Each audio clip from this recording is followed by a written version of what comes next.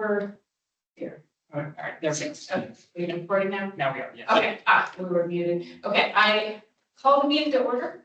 This is the Wednesday, October 16th, Mendon Select Board meeting. And just so everyone knows, the meeting is being recorded. We have all select board members that are attending the meeting are here in person. We do have one member, Mike Goddard, who is absent from the meeting. He's traveling. So having called the meeting to order, I'd like to stand if you could join me.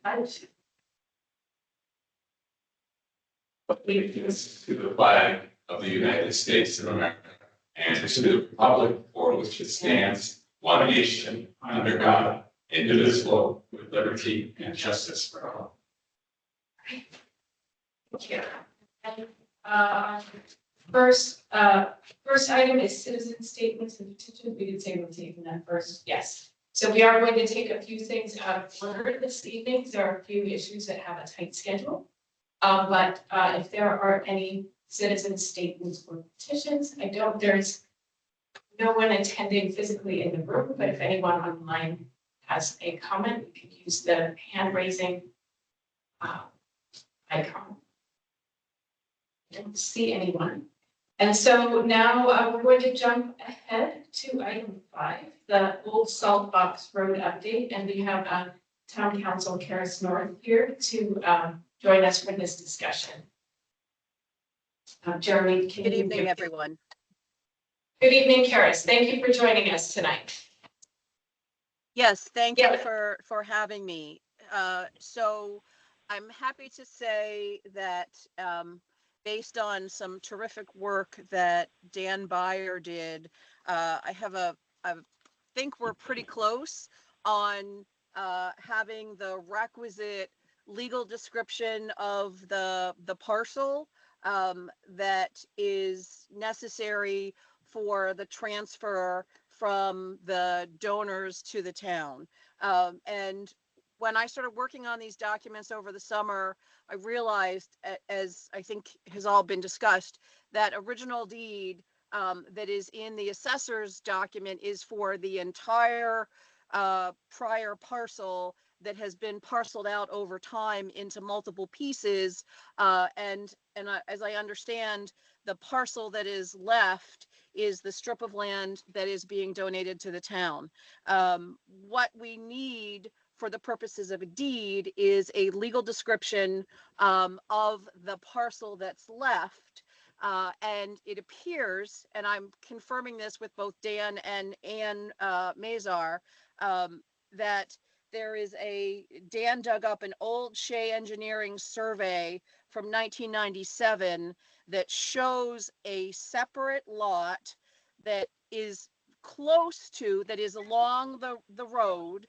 And I'm not entirely clear yet if it is this entire parcel or a portion of the parcel. There may be a portion that has been transferred since 1997 that we're just trying to confirm. We'll have a confirmatory survey done, and then the documents, I've drafted the documents for the transfer, depending on, and so we're moving ahead and trying to, make this move quickly. One of the other questions I have that Ann and I spoke about earlier today was whether this, and it's also a question for you all, whether this land was going through conservation, and if it is a gift through conservation, which is then also ratified by the select board, it does not need town meeting approval. If it is a gift of land, it does need town meeting approval, and Ann is putting together a warrant article if that's the case. The other thing that she was confirming with the grantors was who exactly owns the parcel. I guess since I've asked some questions about it, they needed to get some clarity about who exactly the grantors are that are granting this deed to the town. So we need to get these are all legal formalities, but they are necessary so that the town has a valid interest in land at the end of the day. And I absolutely understand the time pressure that we're working under, and we're trying to move this along and get all these things taken care of. And I'm happy to answer any questions, but that's my update for tonight. Great, thank you for that update. So are there questions? I know, Mike, you had some questions before. Have they been answered? Well, not so much a question, just a statement that this is definitely going to be gifted as conservation land. The Conservation Commission and the Select Board accepting it, with the understanding that it can't be developed, which was the, back when we first discussed it, that's how it was, that it was not going to be used for anything, but since the land it's contiguous to, has caveats to what we can do with it. Accepting it that way, keeps it as conservation land. Now, the reason we talked about it initially 6 or more months ago was because time was of the essence. And we were such a long way away from town meeting, which is not the case any longer, but I don't see the reason for us to go that route. If we can just accept it with the Conservation Commission and keep it as conservation land. Well, I think, And the other question I do have is, I want to make sure that even though we found documents in this old, 97 document from Shea Engineering, are we having it surveyed like we talked about 2 weeks ago, so that we have a clad set of plans where we exactly what the boundaries are and what's the status? Karis, did you Yep, speak with so- Ann about that today? I spoke with Ann about that today, and she is confirming whether this plan shows accurately the piece that is being donated. And if it does accurately show the piece that is being donated, then we may not need to do another survey. The size of the parcel is larger than the size of the parcel in the assessor's database. So I think it's possible another portion of this has been given away. So I'm just trying to confirm that, and then we may need to have a survey done. And Mike, thank you for, I had in my head, and I drafted this as a gift to conservation and the select board. And when Ann was not sure of that today when I was confirming it with her, and that's one of the things I wanted to confirm with you all. That is a faster process, and just because they have the statutory authority without having to go to town meeting to accept gifts of land. So so we will continue on that process.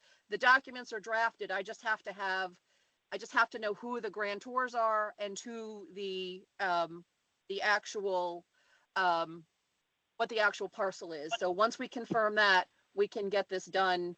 The conservation could accept us at their next meeting. And I will reach out to Isabella to ask her to start putting this on the agenda, because conservation accepts it and then the select board votes thereafter in terms of process.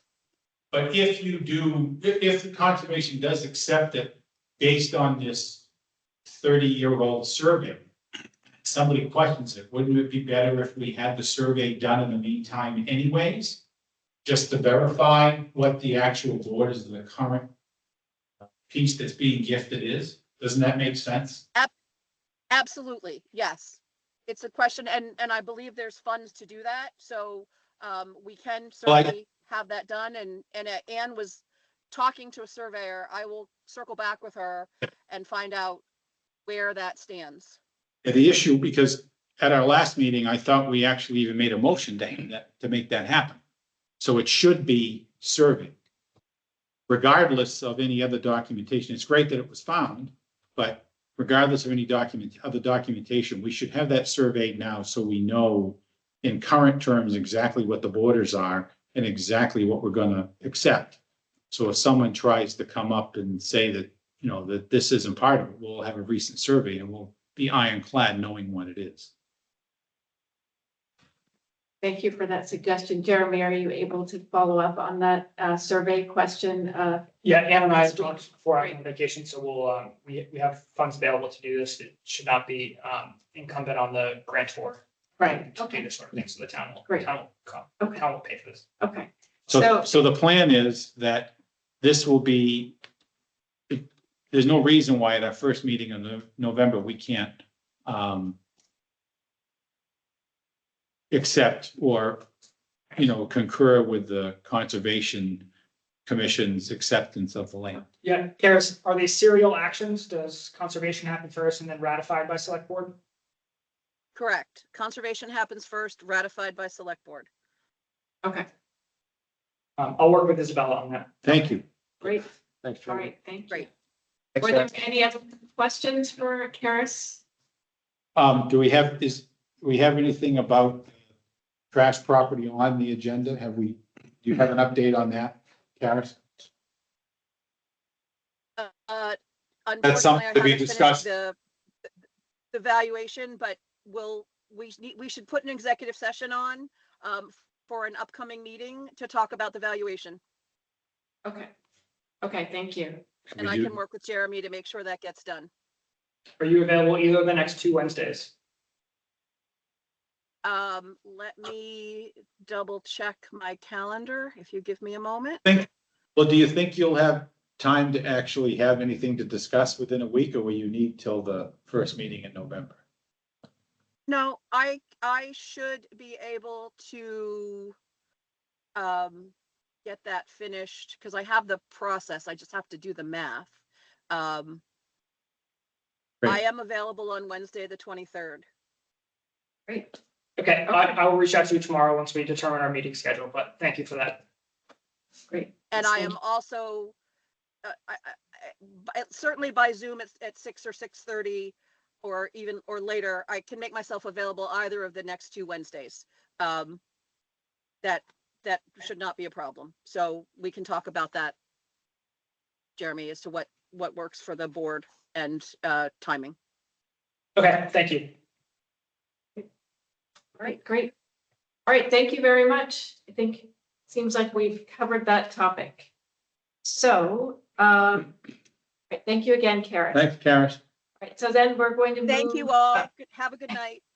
Thank you. Good night. We'll talk to you soon. So then we can move to our public hearing, which was scheduled for 6:35. To review the application for change of category and change of ownership interest for the on-premises license. So I would be looking for a motion to open that hearing. I didn't read all of it, so I think. I move to open the 6:35 public hearing for the change of category and change of ownership for the on-premises license ABCC number 0034-GP-069B for Fat Brothers LLC business as drive-in located at 35 Milford Street, Massachusetts 01756. This is a change in existing license application. Second. All right, let's see, right, discussion. Oh, we'll just vote on opening. All in favor? Aye. Okay, so the hearing is open. All right, so see, Jeremy, can you start us off on this? Yeah, certainly. So we have Joe Hanley, an attorney for the applicant here on hand to discuss the application and the change in ownership. So Mr. Hanley, like to take it away? Thank you, Jeremy. Thank you, Madam Chair, and members of the board. Just making sure you can hear me. Perfect. Yes. All right. Okay. Thank you for the opportunity to return to Mendon after 10 years as the attorney for the team that is the current ownership of the Mendon Twin Drive-In. Michael Andelman is with me. Michael is one of the principals of the drive-in and is also the current manager of record on the current and existing malt and wine pouring license that, again, was issued about 10 or 11 years ago by the town. The Mendon Twin Drive-In is in their 11th season right now. They've served over 1 million customers since this board and the town granted them the permission to operate with a malt and wine license. Over 75 employees in the season in the summer and throughout the year, and has been very well run with no violations and no issues whatsoever in the last 10 years. What we are requesting tonight is 2 different aspects. The first is just administrative, is just a change within the structure of corporate ownership, but not a change of the individuals who were involved. When we were first licensed, again, 10 or 11 years ago, it's the same LLC that owns the license and operates, Fat Brothers LLC. But at that point, 25% was in a LLC known as Phantom Gourmet. And then the Andelman brothers each had 25%. That would be Dave Andelman, Mike Andelman, and Dan. And what is being proposed is to buy out the Phantom Gourmet LLC, and Mike, Dan, and Dave would each have a third ownership in the existing licensed LLC. So no changes with respect to the individuals who you licensed, and no changes moving forward other than that administrative corporate modification. We are very pleased to have this opportunity to request the board's consideration to upgrade the operation from a malt and wine license to an all alcoholic beverages license. The public need for this requested upgrade is clear. As I indicated, this is a very popular community-based contributing business that 98% of it is focused on the food. You're all aware of the Andelmans and the Phantom Gourmet. A lot of this is around that F&B offering with the amenity of alcohol in a defined area. That area, which is licensed today, is not proposing to be changed. We're not looking to change the hours of operation. We're not looking to change the manager of record. We're merely looking to be able to add an all alcoholic beverages licensure to the existing operations, which would enable the Andelmans and the concept to feature things like margaritas, mixed drinks, not looking to do shots or anything like that. In fact, a lot of this is in a container that is within like a keg, if you will, of margaritas, sort of where the industry is heading. But the business will be operated the same way. All bartenders are tip certified, and we will continue to serve in the same area that is limited. I think today only a small portion of the folks that come there spend money on alcoholic beverages. We don't see that changing. It's just an amenity for people to enjoy the events, come in and have something to eat, have a drink with dinner, and watch a movie. And so I want to thank the board for allowing me to go through this. Obviously, in your application materials, you have all of these filings, and I do believe that I have Michael Andelman on the Zoom with me as well. So thank you. Thank you. Are there any questions? I will say the board recently issued a 1-day all liquor license or all pouring privileges for this facility for margarita night. I remember that. So they have a history, like you said, clean inspections and no issues with ABCC. We talked to them recently. And this would just be an extension of the 1 day to the other 364. Yeah, thank you for that. Yeah, then that was obviously a well-run event and a good opportunity for them to showcase how they would continue to operate if you were to grant them this special opportunity. I guess I'm wondering, has anyone from our side reached out to public safety and gotten an endorsement or not an endorsement of this? So that's part of our routing process. Yeah. Public safety has a narrow aspect in this in terms of inspections from both building and fire. Typically, police is not involved, to my knowledge. They can offer their opinions and you can solicit it from the chief. But so far, no, I've not engaged them. And there's the liquor license isn't very granular, correct? Like we get 2 options, 3 options. There's just a couple of options for license, correct? So we have to Yep. grant you the all liquor in order for you to serve a mixed drink. It's malt beverages, Correct. wine, all liquor. Right. Right, we can't say and margaritas. I'm just being clear. Yeah, so I mean, the request would allow us to obviously continue serving beer and wine, but also have the ability to serve a cocktail with, with food in that area, that designated area.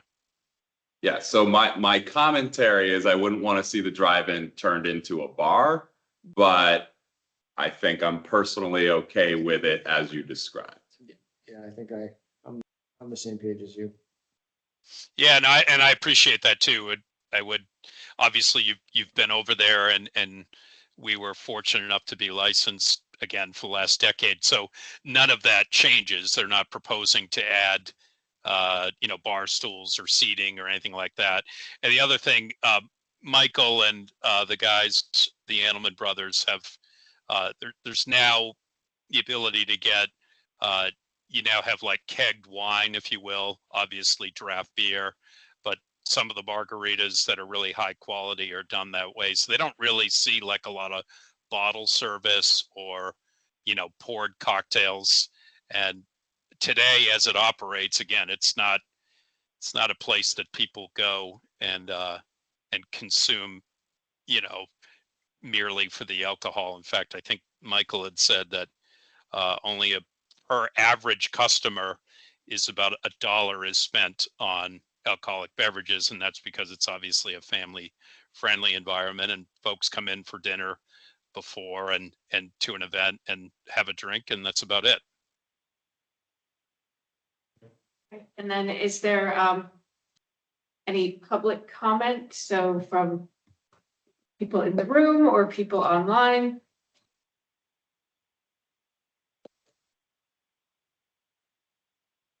I take that as a positive. Yes, I do not see any hands. Yeah, so any other comments or questions from the board?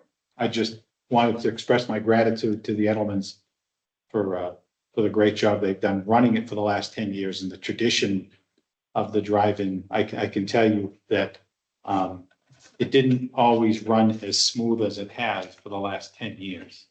So they've done a terrific job, and I'm in complete support of giving them what they wish. I agree. I know it's a business that people know about far and wide in the state. So I also appreciate the contributions of this business to the town of Mendon. Yeah. Likewise, and your social media is always entertaining. Yes. All right. So with that, it's been a great honor. So thank you for this opportunity too. so then I would be looking for a motion to close the public hearing. Oh, one more. You can show the motion. Oh, okay. All right, so moved. Sure enough. Second. All right. Further discussion. All right. All in favor? Aye. All opposed? All right. So now then we would be looking for a motion to approve the Do you want change me of to category. read it? Please do. Yeah. Madam Chairman, I move to approve the change of category and change of ownership for the on-premises license ABCC number 0034-GP-0890 for Fat Brothers LLC. 06. What's that? 0690. Isn't that what I said? Sorry. For Fat Brother LLC DBA Mendon Twin Drive-In located at 35 Milford Street, Mendon, Mass. 01756, pending routing slip completion by police and fire departments. Second. Any further discussion? All right. All in favor? Aye. All opposed? All right, great. It passes. So thank you for joining us. Thank you for your time. And I'm sure that probably Katie will be in touch with the paperwork. Yep, so you've been in contact with Katie. She'll be in contact with you tomorrow or early next week about this. Thank you, Jeremy, and thank you, Madam Chair, members of the board, and residents of Mendon. Greatly appreciated. Have a good evening. Thank you. Have a good evening. You're welcome. Thank you. So, okay. So,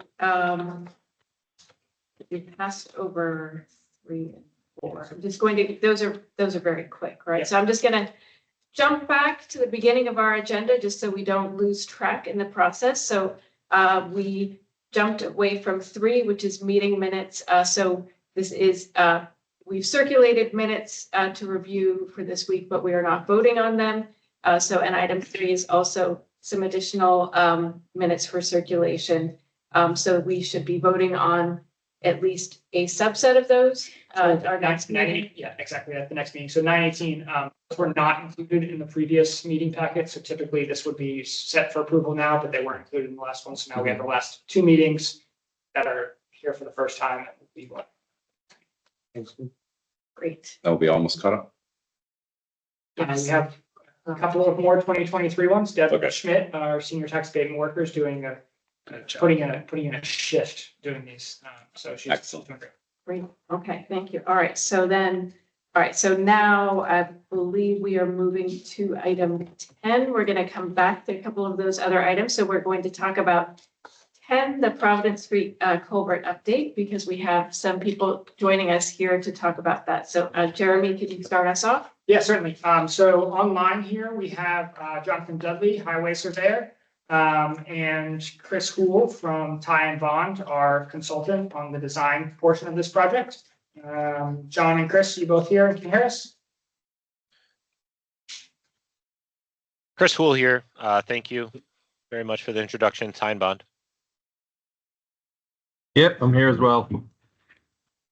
Hi, John. Great. So I circulated to the board on October 4th, I think it was, a memo about kind of our path forward. So Chris, John and I met on Thursday, October 3rd. And we discussed the Providence Street culvert replacement and our path forward. So as the board can recall, Chris was here and gave an update on 3 proposed methods moving forward: an aluminum culvert, a 3-sided concrete box culvert, and a 4-sided concrete box culvert.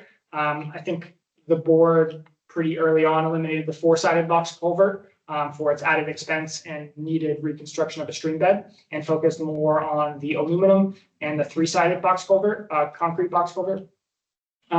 What I kind of laid out was a little bit of my rationale in our discussion. The board had some questions on the longevity of aluminum and how it was used perhaps abroad. The takeaway being the stated useful life is longer than the industry's use of the aluminum, and we don't know.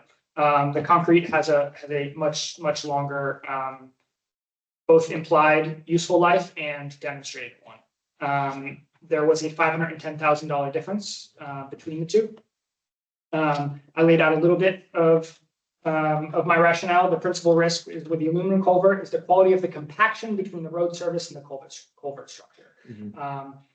There's lots of heavy truck traffic on that stretch, and it was the opinion of both all Chris, John, and I that it was a worthwhile investment for the soundness of the concrete structure to go the additional more expensive route.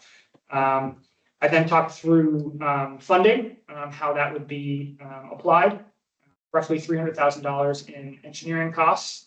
And between engineering and construction, there's roughly $600,000 worth of state grants available.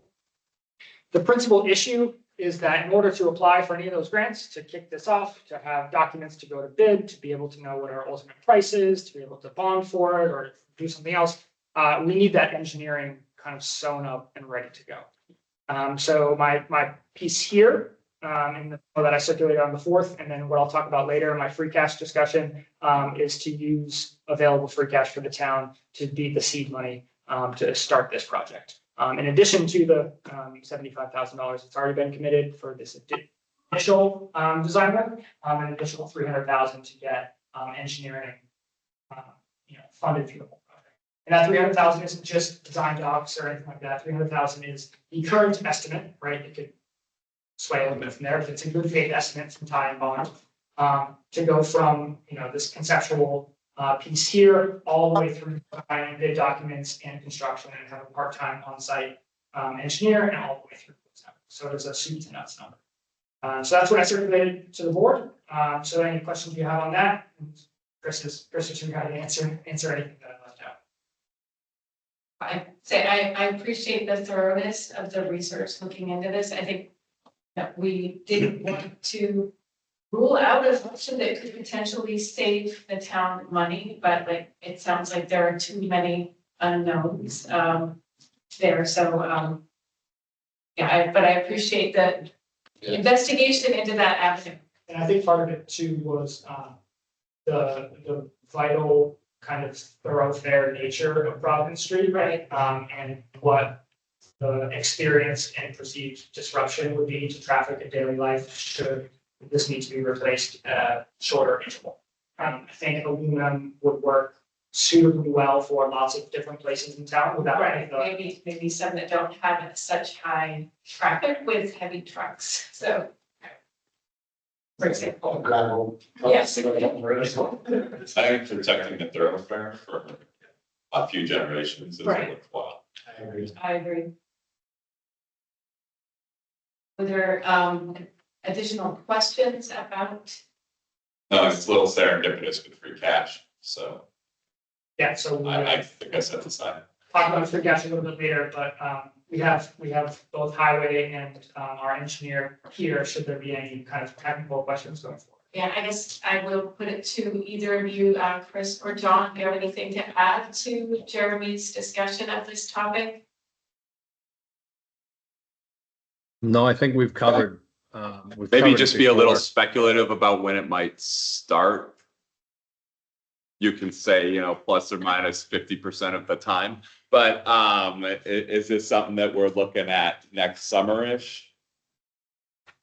So if we had a special town meeting vote to allocate this free cash or to appropriate this free cash, the big unknown is Mass DOT approval. But if we can begin design after a special town meeting in November, there's enough lead time for the spring Mass DOT grant window. And then we would be looking at a calendar year 2026 construction season. Okay.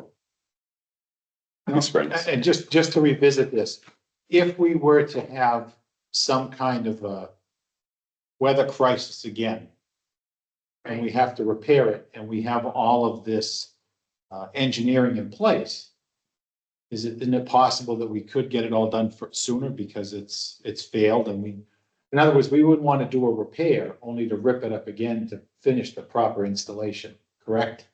And that whole timeline with approval from DOT would get stepped up because now it's an emergency and we have to rebuild it.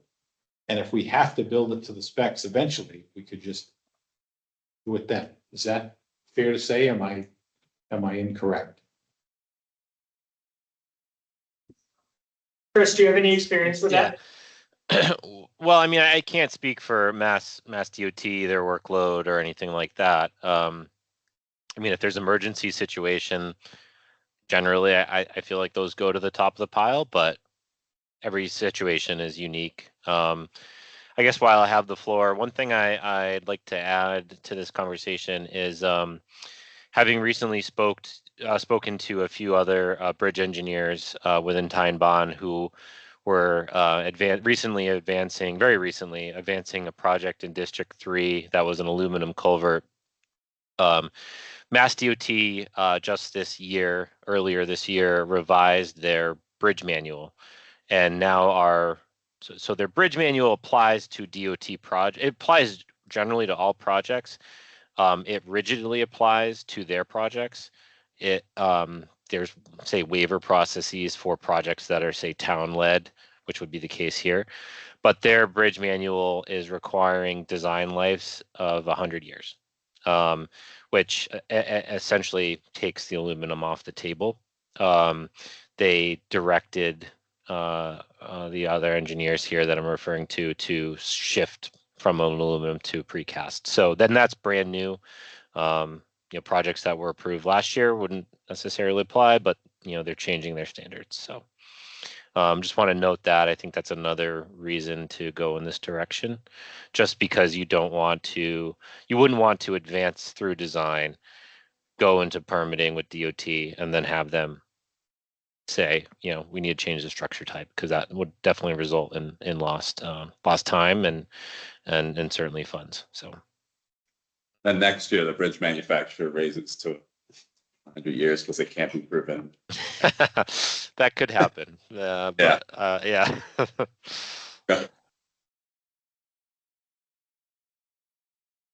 Thank you for that. Does anyone else have any other points to add or questions while we have Chris and John here? I will just add for general information, the construction timeline is currently estimated at about 2 to 3 months from when it initially happens, and that's considering a full roadway shutdown.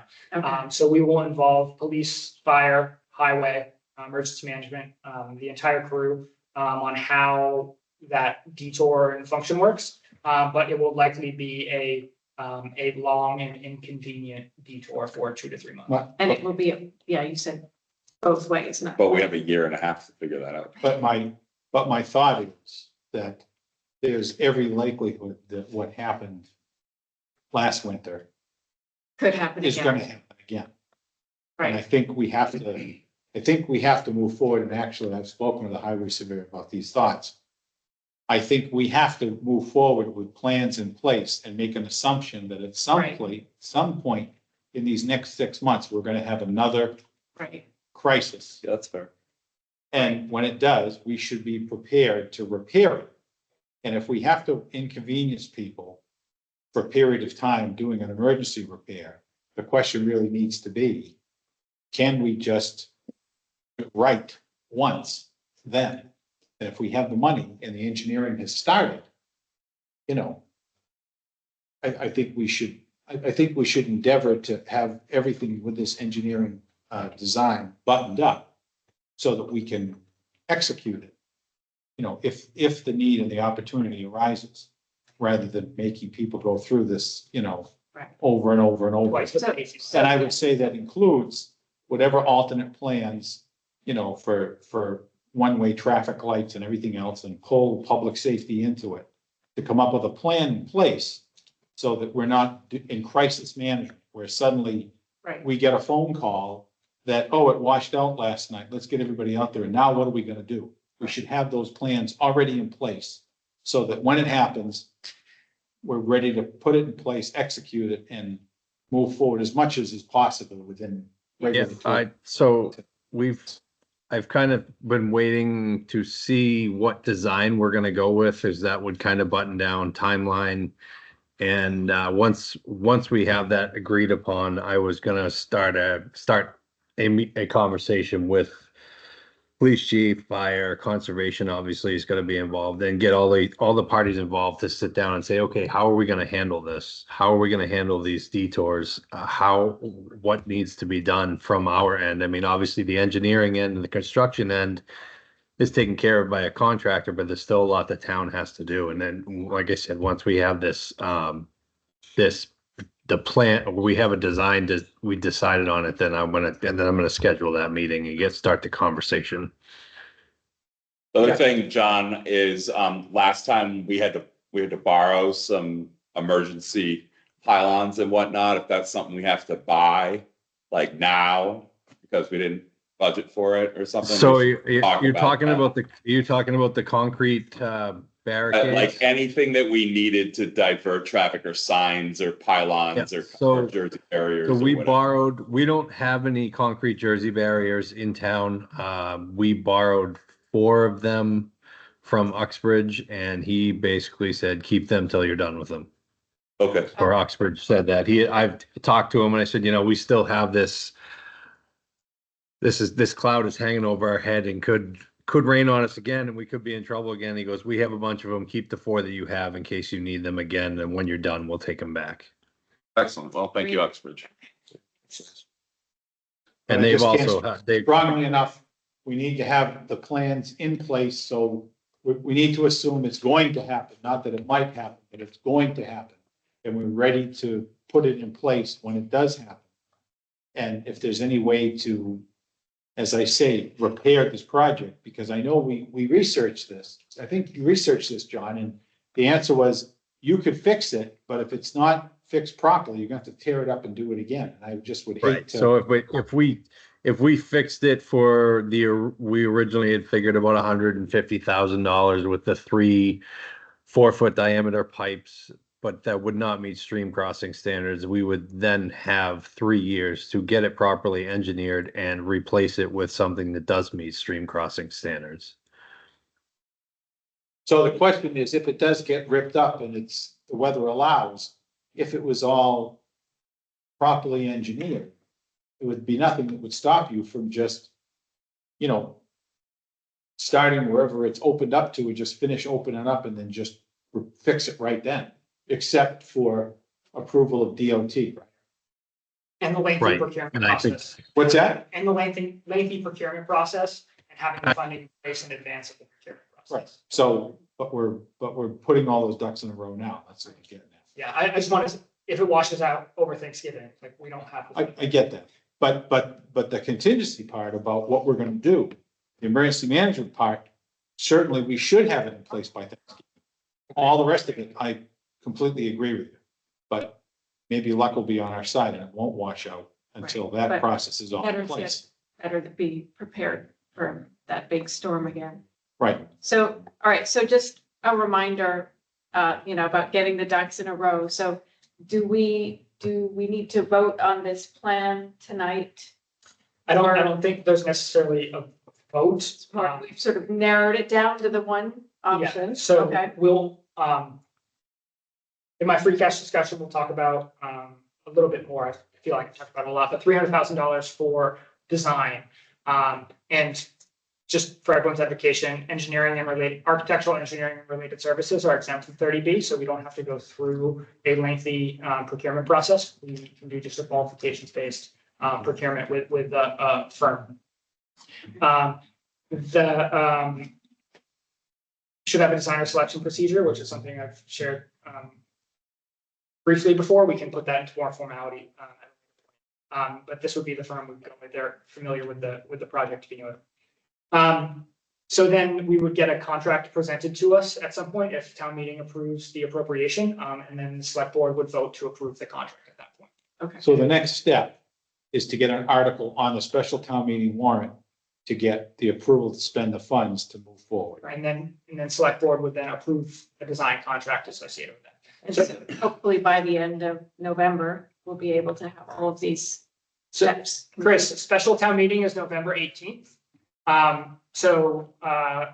think it would behoove Ty and Bond and the town if you could operate under the assumption that this appropriation is approved by town meeting. And so we can kind of hit the ground running as soon as the fund is established a few days later, and get a contract executed. And like Jeb Rubos said, by the end of November, have you all working under a contract for this permanent solution. Yep, no problem. That sounds great. And we can definitely work within that schedule. No problem. Great. Great. Is there anything more on this item? Unless anyone else has more questions. No. Okay, great. All right, well, thank you so much, both of you, for your time and joining us and for all of the work investigating what is the best solution for this culvert. Thank you very much. Thank you. Thank you all. Have a great night. Good night. Good night. All right. Were there other ones that we should get to? We have Phil on for. Yes, senior Okay. center. Sure. All right, so then 11 is the update for the Senior and Community Center, and we do have Phil Sibley here online, who's the chair of that committee. Okay, good evening. Evening, For Phil. joining us, Phil. Hear me? Yep. Okay, very good. Thanks for letting me come to the meeting again. I think we're in the phase of communicating to the townspeople, things. Oh, actually, Phil, we, Phil, can you get a little closer? Sorry, it's faint. Is this better? A little bit. Closer to the mic, the better.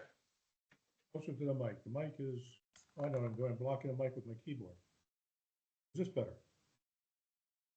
Not really. Not especially. Hang on a second. Try this. How's this? You better? We can hear you a little bit, but if you could do your best to speak up and speak clearly, so, Okay, I will try to do that. oh, that's better. That's better. That's really good. Oh, there we go. I've just tried to push a few buttons on the bottom. Okay, we're in the phase of right now getting ready for our next town meeting and just working the issues as they come through, answering questions.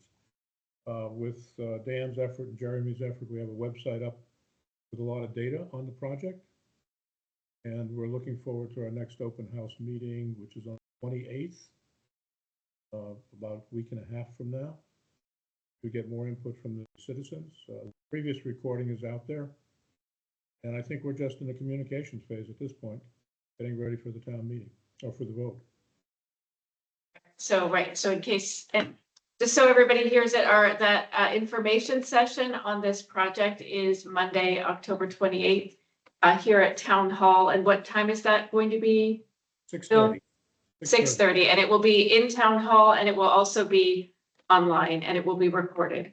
And as Phil says, the committee has been collecting questions, answering questions from the community, but also gathering them. But I would encourage everybody to, if you hear questions, please do pass them along to Phil or other members on the committee so that they can make sure to have all of those answers ready as much as possible. Because I know there have been a lot of community questions, and I think many of them have been answered already. But hopefully people will continue to bring questions so that we can discuss all of these. Yeah, we're also we're harvesting excuse me, questions off of social media, and we're preparing the responses for those if we haven't already done them. Many of them are handled in the frequently asked questions that are on site already, and several of them are handled through the first session of information, which is recorded and also is linked off our town website and on ABMI. So please, everybody, any questions you have, bring it forward, and we'll do our best to try to address them before the votes and before the town meeting. Thank you. And another point related to this update is I had asked Jeremy if he could review a little bit more the financial impacts of this project, because I know that many of the questions have been related to that. And I know Jeremy did share some of that at our last information session, but it was not directly to this board. So I wanted to make sure that we as a board are all fully updated about this. So are you ready for that, Jeremy? Yeah, so I'm going to share my screen. I'm going to show a workbook prepared by our financial advisor. A municipal financial advisor is someone who kind of sits at the middle of a bond issuance. So we as the town do lots of things, and we do them all year round, and we have lots of people with expertise and lots of stuff, but we issue debt very infrequently. So we engage with a financial advisor who does this and is licensed by the MSRB and the Municipal Rulemaking Securities Board and the SEC, the Security Exchange Commission, to do this sort of thing. So there is us, the issuer, there's underwriters, big banks who buy our debt, there's rating agencies, there's bond counsel who make sure our official statement is all tightened up, and our financial advisor is a fiduciary for the town, so they work in our interest to sit kind of in the middle of this transaction and make sure it all happens correctly. I give that just so you know who prepared this and what we're looking at here. The summary for us here is that we have an $11.95 million senior and community center. We don't want to borrow all $11.95 million right at the beginning, because one, it's an anticipated cost, not an actual cost. And two, we don't have all that money out the door right away. So we don't want to be paying interest on the full weight of the project for many years while it sits in our bank account. There are what are called arbitrage rules. So if we borrow money at this anticipated 3.5%, we can't stick it in the bank and get 4% interest. We are not allowed to collect more interest on our funds than we pay in borrowing costs. So that disincentivizes us from sitting on a pile of cash. So the anticipated financing schedule of this is to do a ban, which is a bond anticipation note. And, presuming, both passage, on the ballot and at town meeting, special town meeting in May of 2025. So that means that we'll have all sorts of design costs and everything wrapped up. We can establish a fund based upon the approval of the debt exclusion. And that fund can run in deficit throughout the year, and it's up to the treasurer to make sure that there's enough money in the bank to cash our checks. That's just a budgetary thing. So we just need to make sure it's buttoned up by June 30th of 2025. So that's what that initial $10 million is. There's then that we wash and repeat that cycle again in May of 2026 for an additional $2.4 million because we will pay down some of that first ban. And then in May of 2027, we'll issue long-term bonds to essentially take out the notes, is the phrasing. So in 2027, those will be 28-year bonds because once you issue bans, that starts the clock ticking on the useful life. So DOR publishes guidelines as to what the useful life of particular types of assets are, and the useful life in terms of borrowing costs for a facility such as this, most facilities is 30 years. So we can't issue 50-year bonds for this. We could issue 15-year bonds, but it'd be more expensive on a year-to-year basis. Hopefully the community will enjoy the aspects of this facility for 30 plus years. So you want to spread the cost across those 30 years. Everyone who gets to enjoy it gets to pay for it. If you just pay for it in 5 years, folks who use it 25 years from now won't have the same sort of skin in the game, so to speak. So this is the general financing schedule that we're looking at. The taxpayer impact will be less to begin with, because we're just issuing $3 billion versus $11 million. So what we did in terms of anticipating the taxpayer impact is we took this blue number highlighted here, this 1.087 is the fiscal 2024. It's the last year where we had kind of a full weight, and it's the same year that we used a taxpayer impact for the spring ballot question and town meeting question. So in order to keep it apples to apples, we used the same 2024 general fund debt number. What you see here in the green, I'll scroll up so we can see it, is how debt service after we issue these bans and then bonds compares to that benchmark. And then as you come over a little bit, you see the assessed value or the tax impact per 1,000, per 100,000, and 500,000. So the number we like to look at, again, to keep it apples to apples, this isn't going to apply specifically to everybody. Everyone's going to have a slightly different experience. The timing, the interest rate, what's called the premium that we get is going to be, going to change this a little bit. But we anticipate right now the peak taxpayer impact for a home assessed at $500,000 would be roughly $130 per year. That would be $130 per year for the life of the bonds. So stuff falls off, other debt matures, we issue new debt, but the impact specifically of this project would be $130 per year for a $500,000 house. And that's an assessed value. An assessed value. Right. And so this kind of shows it in a graphic sense of what I mean by debt falling off. So this gray is what we have in current debt service on the general fund. So you can see that here in 2024, that's the low gray bar with nothing on top of it. We had a bunch of debt roll off. And then this green and red, we're showing the increased cost in the next 5 years for the senior and community center. It would be my anticipation that the community would look to continue to invest in its physical infrastructure, whether it be roadways, physical buildings, fleet assets, whatever it is, and identified through a lengthy capital improvement process, but that we keep our debt service relatively level so we don't have these big spikes And the relative taxpayer impact or the net taxpayer impact year to year of projects is close to zero. That while we have this excluded debt, we keep it roughly at the same level.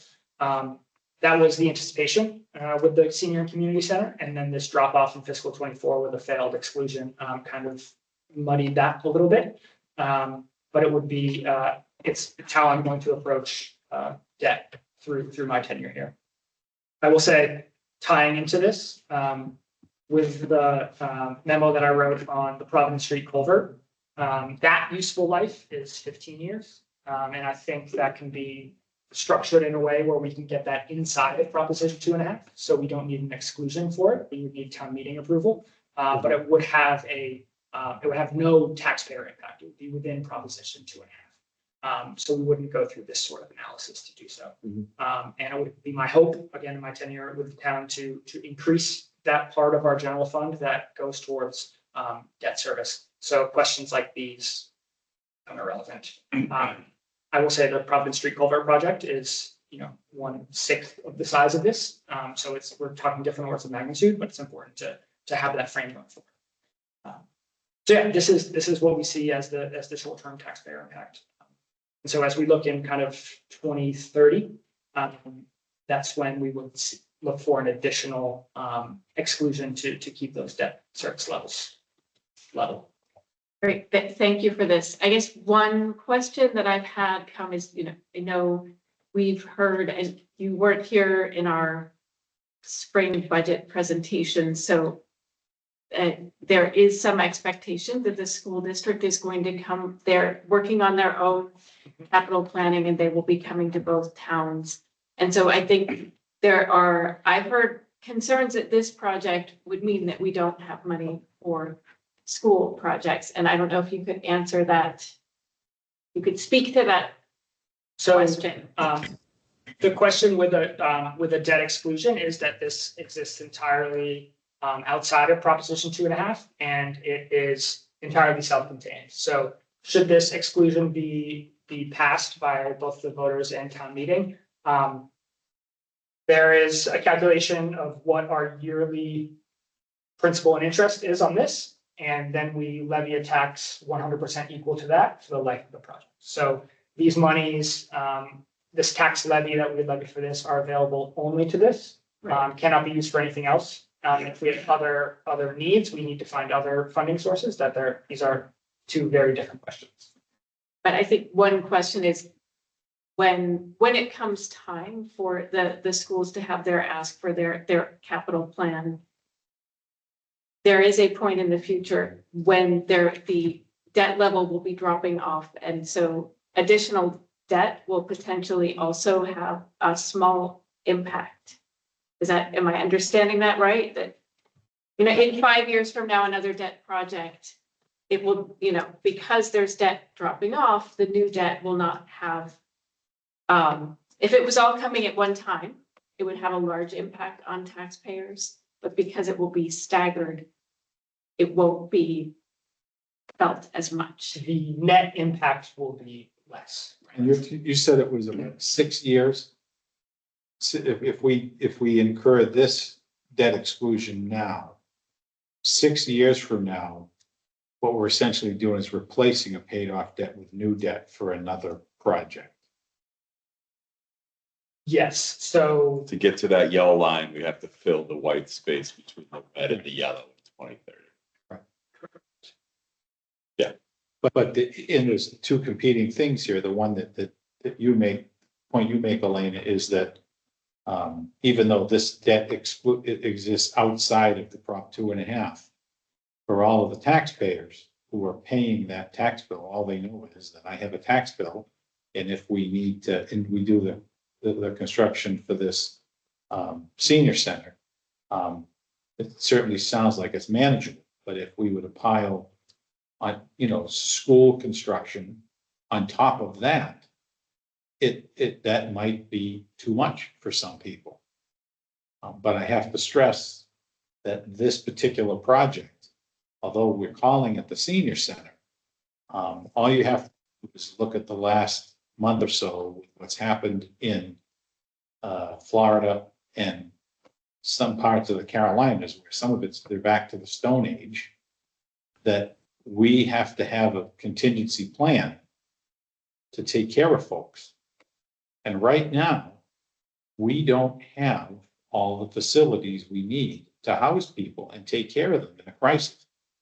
This, which I think is the very reason that Congressman Auchincloss is putting $850,000, all that he can, to help defray the cost, because he realizes that housing and shelter for a vulnerable population like our senior citizens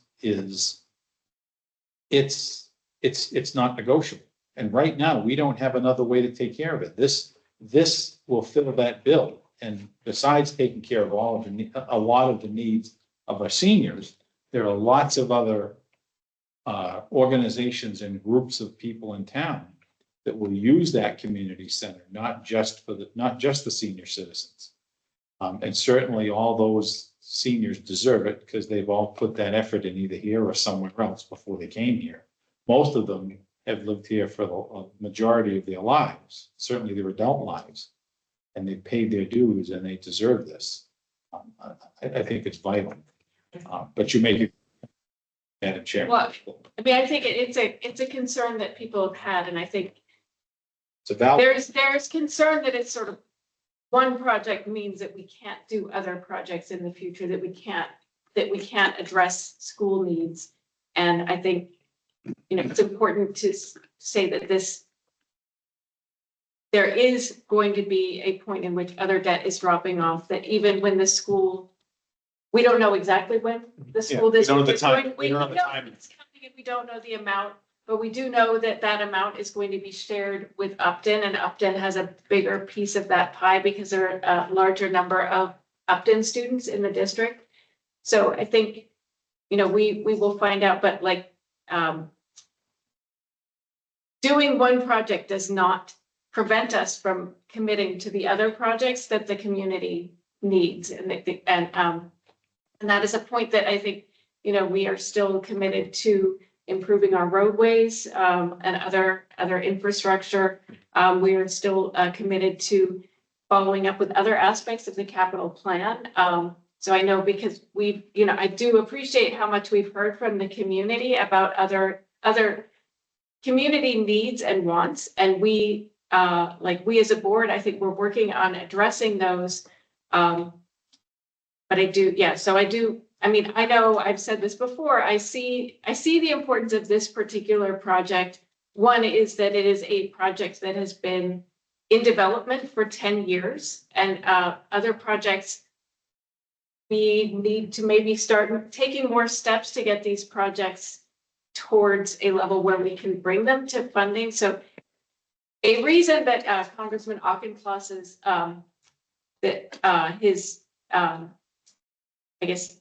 that he and his staff chose this project was that it had been well researched with a number of studies leading up to it, that it was a viable project. And so having it at this stage brings more possibility for outside funding. And some of the other projects that we're hearing about, they are not there yet. And and we can work towards getting them there. And so that is, something that we will keep talking about, that this is not it, right? We're not done with Mendon's capacity to continue to develop our infrastructure needs and to continue to develop our community resources. So this is the project that is centered right at this moment because of where we are in time in this process. But I agree with Mike Morali about the importance of this project in terms of an emergency shelter. I think another note is even without those extreme weather events, this is an emergency heating and cooling place for homes for residents, and it is a place where meals are served. So it houses our food pantry, which currently is in an unfinished basement. So some of the new space would be having a heated area for the food pantry. as well as having it a fully ADA accessible building for not just our seniors, but also for veterans and to have our disabled residents have access to these facilities.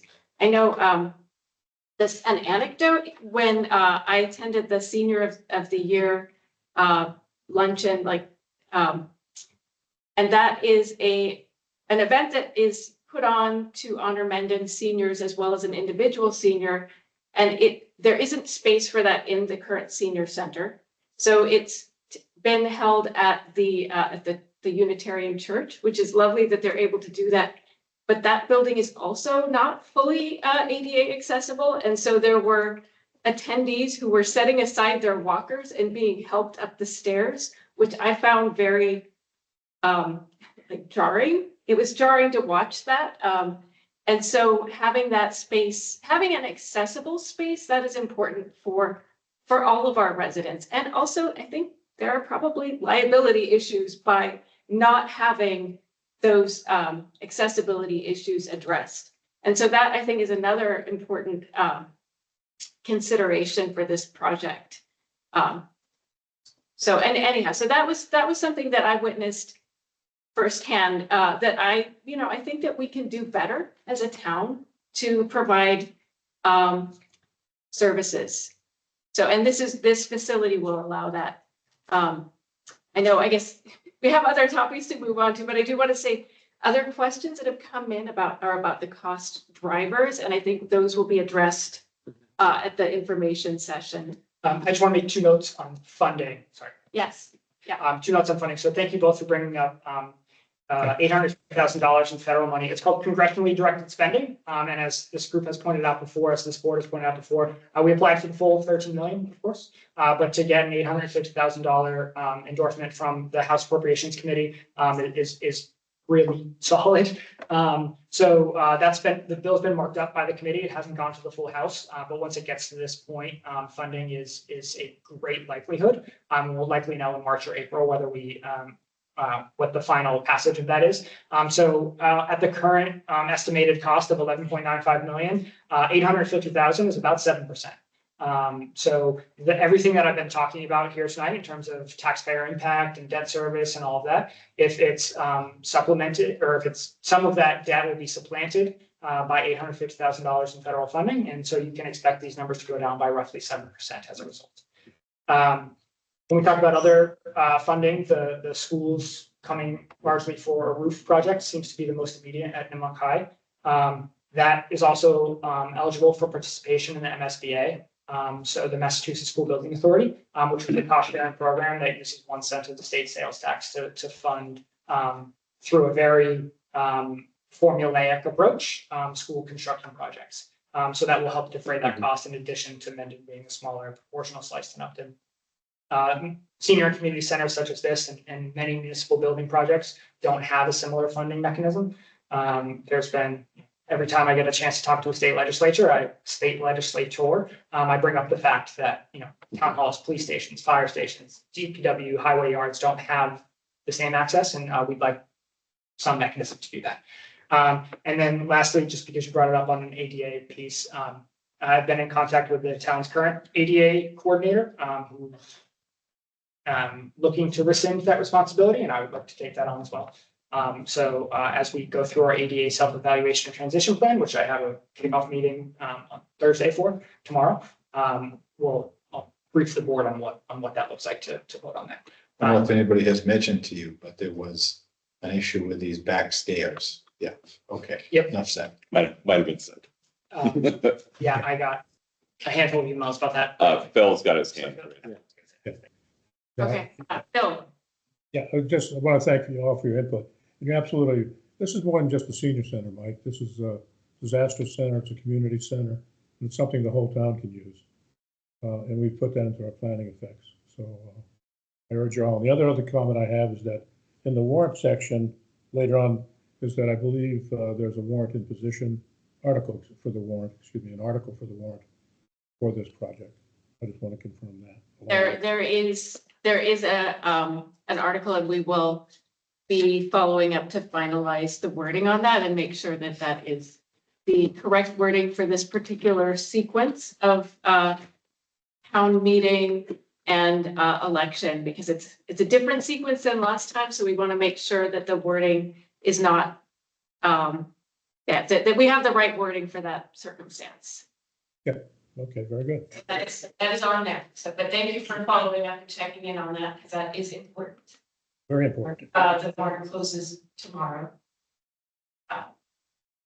Right, other updates or questions of the project? I know we talked a lot about it, and but I do encourage everybody to attend that information session. And if you're not able to attend, still please do send in your questions ahead of time, and we'll do our best to see that they get answered at that session, at future meetings.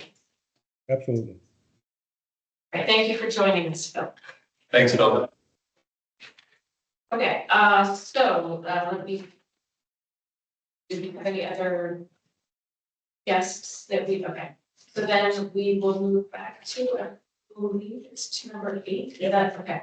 The ARPA update. So again, Jeremy, thank you. And you did send us an updated memo.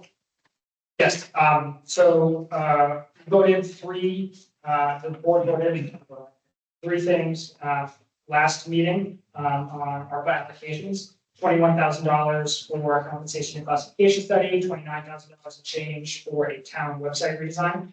We've signed agreements with both of those entities based upon what was presented at that point. And $60,000 for a leaf vacuum based upon earlier quotes from the highway surveyor. We went back to the state bid list. We reached out to a number of vendors on that bid list and actually signed a letter of intent along the lines of $35,000 or $36,000 for the same piece. So what was initially scoped out at, I think, $55,000, and then we added $5,000 on the boat because it was an old boat. We were actually able to go out and get the same piece of equipment, or largely similar with the same functionality. I'm not sure. For $35,000. Oh, that's pretty rare. So once we have that, that's. Inflation must be dropping. Yeah, inflation's still here. Still share with the screen. I should see if. Yeah, thank you. So we'll have, once we have that contract signed and buttoned up, we'll have someone to reallocate there as well, which will come back quickly in November. But just, so we'll have roughly $25,000. You saved the whole website. Exactly. The website's free. So then I sent something out this morning, or this afternoon, a little bit more stuff I can say. So notwithstanding that $25,000, because I learned about that as I was writing this. The board's allocated $1.7 million, which leaves about $111,000 left over. We had a hot box replacement also for highway, budgeted at about $45,000, but because that replacement was necessitated by an accident, there was a roughly $17,000 insurance payment that was applied to the purchase. So there's about $17,000, almost $18,000 left over in the fund, which can be reallocated. We're not going to be there, confirmed with so that fund can be closed out. So really, that's $28,000.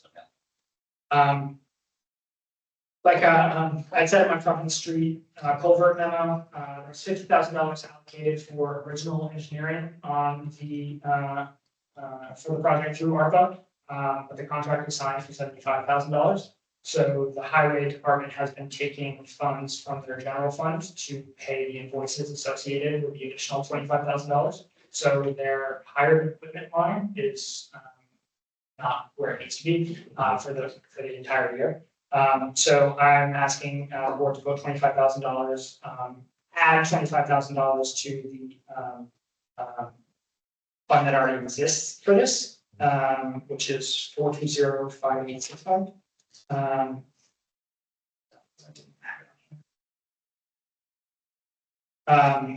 And then what we'll do is we'll call the general entry, and we'll move the expense from the general fund onto this fund. And then kind of budgetarily that $25,000 will reappear for the. Additionally, we have a library paving project, which we have the library director on. Andrew's joined us tonight. I took the estimate that we got and added a little bit to it. So we have a non-prevailing wage estimate for a broad project at about $61,000, because it doesn't involve prevailing wage and it has not yet been competitively bid. Is it gonna be 30 when you put it up? Hopefully, but no. So Andrew and I are meeting next week to go over what bid specifications look like. And I think I've told this board before, I'm never going to take a procurement document and start with a blank document and take it all the way up. I'm going to find a community that has done this and has done this well. I'm going to pull out the parts that are specific to them and put in parts that are specific to us, because every municipality is subject to the same rules and regulations that we are. So they are good procurement document, are good procurement document, and my peers in the town administrator world are great about sharing. Is the scope of the paving, all of the paving? Is it the whole driveway back from parking lot? Andrew, do you want to hop on and talk a little bit about, I have some of the scope here, but I think you can articulate, discuss it. Yeah, so in the vendors that I've visited with, it is the entire lot, including the entryway, where there is an issue with the catch basin that needs repair. And then, all the way around to the back, and then the outlet road as well. So yes, it does cover the entire paved area. And Andrew, with this add, are we considering adding parking spots as well? Yes, so we are looking at adding 6 additional parking spots. I don't know if everybody's familiar, but there are, at the back of the lot, there are 3 picnic tables and trash and recycle bins. If we pull those and place them elsewhere, we can get, I believe, 6 additional spaces there. Oh, that would be great. That would be good. Yeah, absolutely. Andrew, is there any plan to do anything with the old slab under the carriage house, or does that need to stay where it is, the way it is? We haven't really discussed the slab itself. I certainly didn't include that as part of an area to be paved.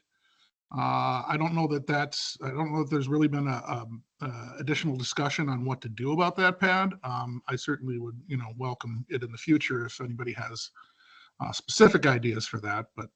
There were concerns about the well, the proximity of the well. to the Yeah, I area. just didn't know if, Yeah, while we were doing this right. No, construction. it's a really good question to ask, whether that is something that should be dealt with at the It might same be cost time. effective if you wanted, Right, if the plan of the trustees was to get rid of it, right, it might be cost effective to consider that Or as if we part of can this project. right, keep it and reuse it, Or- or a paved path to it.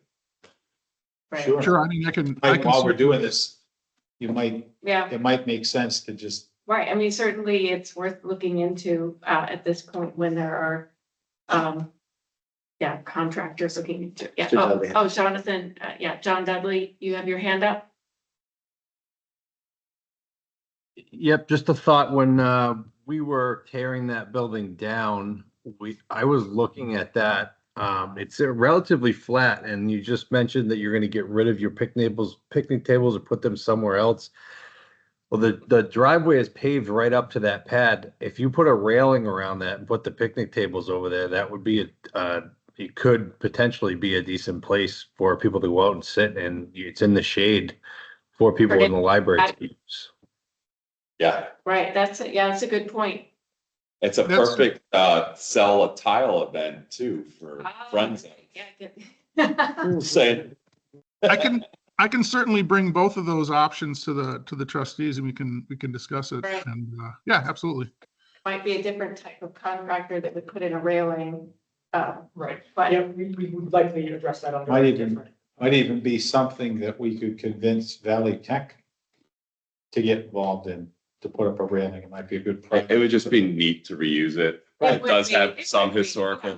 sentiment to it, so if it's there, stories could be told about it and could use it again. That's a great idea.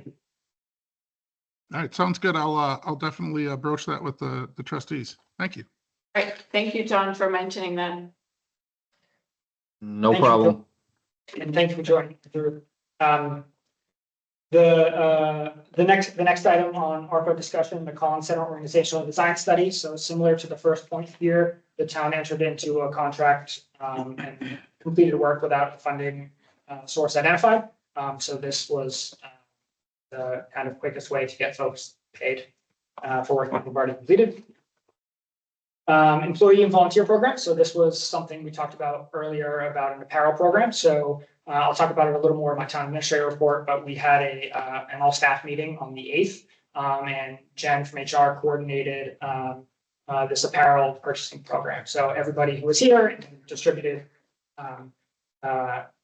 forms to take back to all staff. Can sign up to either get a polo or a vest, blue or navy blue or hunter green with the town seal embroidered on it, that this fund is paid for.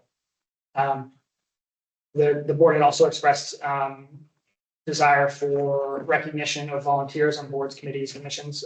So I've yet to figure out kind of what that looks like, but I think the pin idea is a great idea, or something similar to that. I'll talk about with HR, with Katie, with folks who tend to have a better mind for that kind of You thing. might even want to speak with the police chief, because the police officers have collar pins that have the town seal on them. Could be the basis of Okay. whoever he used, may be able to save some money in recreating the design. Maybe make one unique for each board and committee. Just a thought. Good idea. That's great. And is this town apparel available for purchase for people who are not employees? So Yes. say board members, for example. We can certainly make it available. And what we also did is we said to folks, I participated the same way. We said the town will, pay for one, but there were folks who wanted 2 or 3 polos or polo What in. about socks? I thought you didn't wear some. I know, I remember. I got bears on my. I've got them on today. Sure. We didn't explore that. But maybe that can be some personal Christmas. All right, There you go. I'll do some sewing. But we allow folks to purchase more than one. We'll do 2 separate orders, and we'll be able to do actual like a payroll deduction, a post-tax payroll deduction for folks, and have the third party recipient be the apparel company. So it'll come right out of folks' That's paycheck. very convenient. Which I think makes it kind of too easy. I probably bought too much, but as far as quarter zip, we have quarter zips available. The town did not pay for those because we're a little bit too expensive, I thought, but if folks wanted to purchase them on their own, it's too. And then we'll also use this for kind of rental and kind of a baseline food budget for a townwide holiday party for volunteers and staff. In a TBD manner, Katie and I will come together with that. So any ideas, kind of past best practices, stuff that's worked before, stuff you'd like to see, stuff you definitely don't want to see, share that with Katie and I. We'll share information on that going forward. Thank you. So that leaves about $16,000 once the $17,000 has been reallocated, and all of those things should the board support it. There are 2 things on here that I kind of thought about afterwards. The senior center in its current configuration has, as you're aware, the main dining area, which is accessible, the main function room, which is accessible through the ramp from the main parking lot. And then there is a room that's up a handful of stairs that right now has a non-functional lift to it. So folks with accessibility issues cannot access that secondary space. And because not everyone can access it, they're not really supposed to use it for anything. You don't want to exclude folks. So that and there's a refrigerator that is in dire need of replacement as well. And together, so I think the lift is about $4,800 and the refrigerator that they're looking at is about $1,800. I kind of rounded both of those to $5,000 and $2,000 and said $7,000 for senior center increases, senior center improvements. The senior center and council on aging also came to me with some desires for a storage shed at a much higher cost. I thought that was more suitably dealt with after town meeting and the ballot question. And they also came to me with some needs for security cameras on the exterior of the building. The fire department has some similar concerns. So we're working together, maybe a joint procurement on that. We're trying to scope that out right now. So that's, those two things aren't in this ask for very specific reasons. But I've been in discussions with the Council on Aging and Amy, the director at the senior center, about both of them. But both of these things, both the lift and the refrigerator replacement, would be useful either in the continued use of this space as a senior center or in the adaptive reuse of this space as a town facility, should we build a new senior center. And even should we be building the new space, the current space will be, it will be a while, right? Like at least a year before the new space, like easily 2 years. Right, so that is a long time to have the space be not fully accessible. And then a How long has the refrigerator. lift been broken? I think it's pretty recent, like the last few Within, weeks or so. say, not the whole time that I started with the town. Yeah, So since then. Are you, so, I don't mean to make you repeat yourself, are you talking about repairing it or just replacing? Replacing it. Yeah, good. I We need just to do went that. through this whole process with my parents. That's, We need we to do it. paid, We need to do it. yeah, they got I mean, that's not, 10-year life. that's not negotiable. We need to do that like tomorrow. So the senior center does not have a building maintenance of equipment replacement budget to do something like this within their general operations. Okay. As part of my development of the fiscal 26 budget, I'm going to suggest a centralized select board account for building maintenance, equipment replacement, that sort of thing. So we can address these things within the levy and with the appropriation on a year-to-year basis. And it, it will be a substantial number. Yeah, like Marley had just said, this is kind of we need to do this one way or the other. Right. It's a very quick way. Is there any reason we couldn't, I see your motion here about allocating, is there any reason we couldn't take $10,000 of what's left of this ARPA money and just put it in a building maintenance account if we don't have one? So there is a $20,000 that has been voted prior for town hall renovation phase 1 punch list, which we have not spent. There's about, I think, $14,000 left in the warrant article fund to do it. We have. But that's specifically for town hall. So there's nothing that prevents this board from taking that money and reclassifying it as townwide building maintenance, equipment upgrades. I've gone through the punch list with Dan and with the contractor who worked here. And we've discussed the way the scope has been done before. But the amount of work, the amount of carpentry and the amount of kind of general contractor work, our previous vendor is uninterested in coming back and engaging for that level of work. There's some electrical work that needs to be done in advance. And then some of the stuff that I think is most pressing is kind of outside the scope of what phase 1 was, which is not necessarily a replacement, but a upgrade and fixing of the elevator that's here. And the door near the treasurer collector's office is frankly not 100% weather tight. And it is a uncommon door. You can't just go in. This is the outdoor, the one to the outside that goes onto the ramp. Yeah, the bottom's rotted out. There's spray foam that's been foamed in there. It doesn't latch all the time 100% correctly. But it's a very wide door. It also has the mechanization to it. So you can't just buy a door from Home Depot and put it on. So those two things kind of fall outside of a phase 1 punch list, and I think are more important than, some of the. is there anything about like ACs, like, mini splits or anything? Were they in that punch list? I know, Jason, you brought that up before, like. Yeah, we need to climate control this room. It's really this whole floor. Right? Like there. I know Katie's there were office is mini splits 100 downstairs degrees. that were put in. I'm sorry, but to Yeah. go Yeah. further, a couple of those offices in the back, even though there are radiators in there, they don't work. Right. It's freezing back And there. the issue is there is piping. There are 2 furnaces, but we could not seem to unravel the code to get them to have them work in unison, work properly. I know there was some discussion about fixing the venting system, the aeration system in there. But that's another piece of it that probably should take some of that offline, but it just goes that the 20,000, although it hasn't been spent, it's not enough. Yeah, and it goes beyond what phase one scope. Right. But my initial suggestion is that particularly that senior center building, there's, besides that we're gonna replace it and against retask it, I mean, certainly that a refrigerator and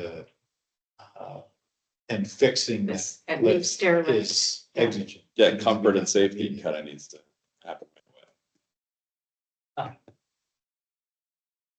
Kind of dovetailing with that, there's $25,000 allocated for a legacy senior center adaptive reuse study. So should the senior center, should the vote pass one way or the other, that would need to be reallocated or at least reimagined as to what you want to do with that. So just kind of keep that on your radar. And that's right, currently in something we voted on for the ARPA money. Okay. So that's coming up. I mean, I feel the end of the calendar year coming up quickly. And so I think, I know when the, we had the auditor come, like there is, I guess, some recourse for effectively banking the ARPA money. Do any of you recall what, like how he described that? I would have We to. have to look back at the video, but It was like, a specific. it was very specific and And so this, do you mean the accountant and Eric, or do you mean? Or the auditor. what's that? Rosalie Clark spoke to you about that? Yeah, So it would be, he said if we find ourselves in a situation where we are not able to encumber the money in time, we can do X. Yeah, it was actually the auditor that had suggested. Right. that It's very flexible in that we, unlike a lot of other things, usually a prohibition against, replacing some money with that. But with this, you can't. You just can't pay down debt with it. And and you can't put it in OPEB. Right. And you can't put it in stabilization. So communities that receive less than $10 million in ARPA funding were allowed to designate it all as revenue replacement, and then you can use it for any lawful municipal purpose. It also essentially eliminated almost all reporting requirements, so long as you adhere to state and federal.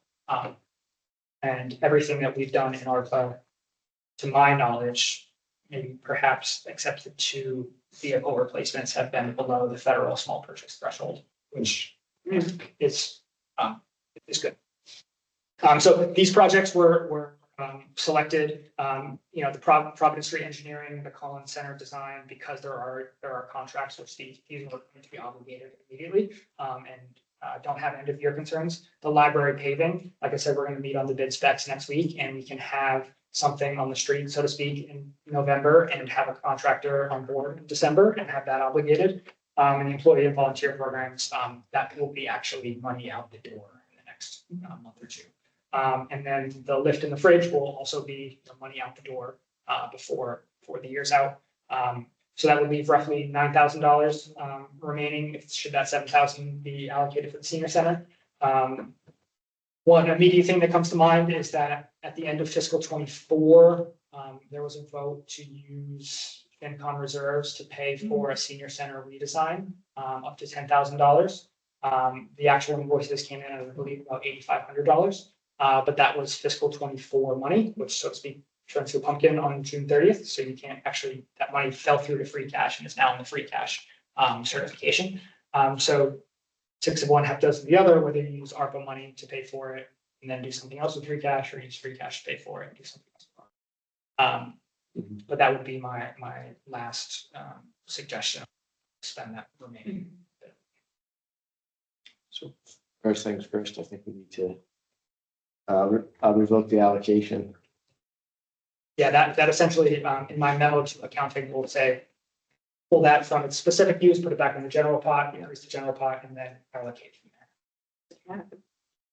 We ready for that, Jeremy? Yes, I was I entertaining. move to revoke an allocation of $17,830 from account number 2000-420-5856 hot box replacement and return the balance to unallocated ARPA funds. Second. Any discussion? Right, all in favor? Aye. All opposed? All right, great. So that is back into ARPA. So then, are any of these other items ready for us to vote on them? Because I personally, because I feel that the pressure of the end of the calendar coming up, I don't want any of our votes to hold up any of these possible projects. So we're here now.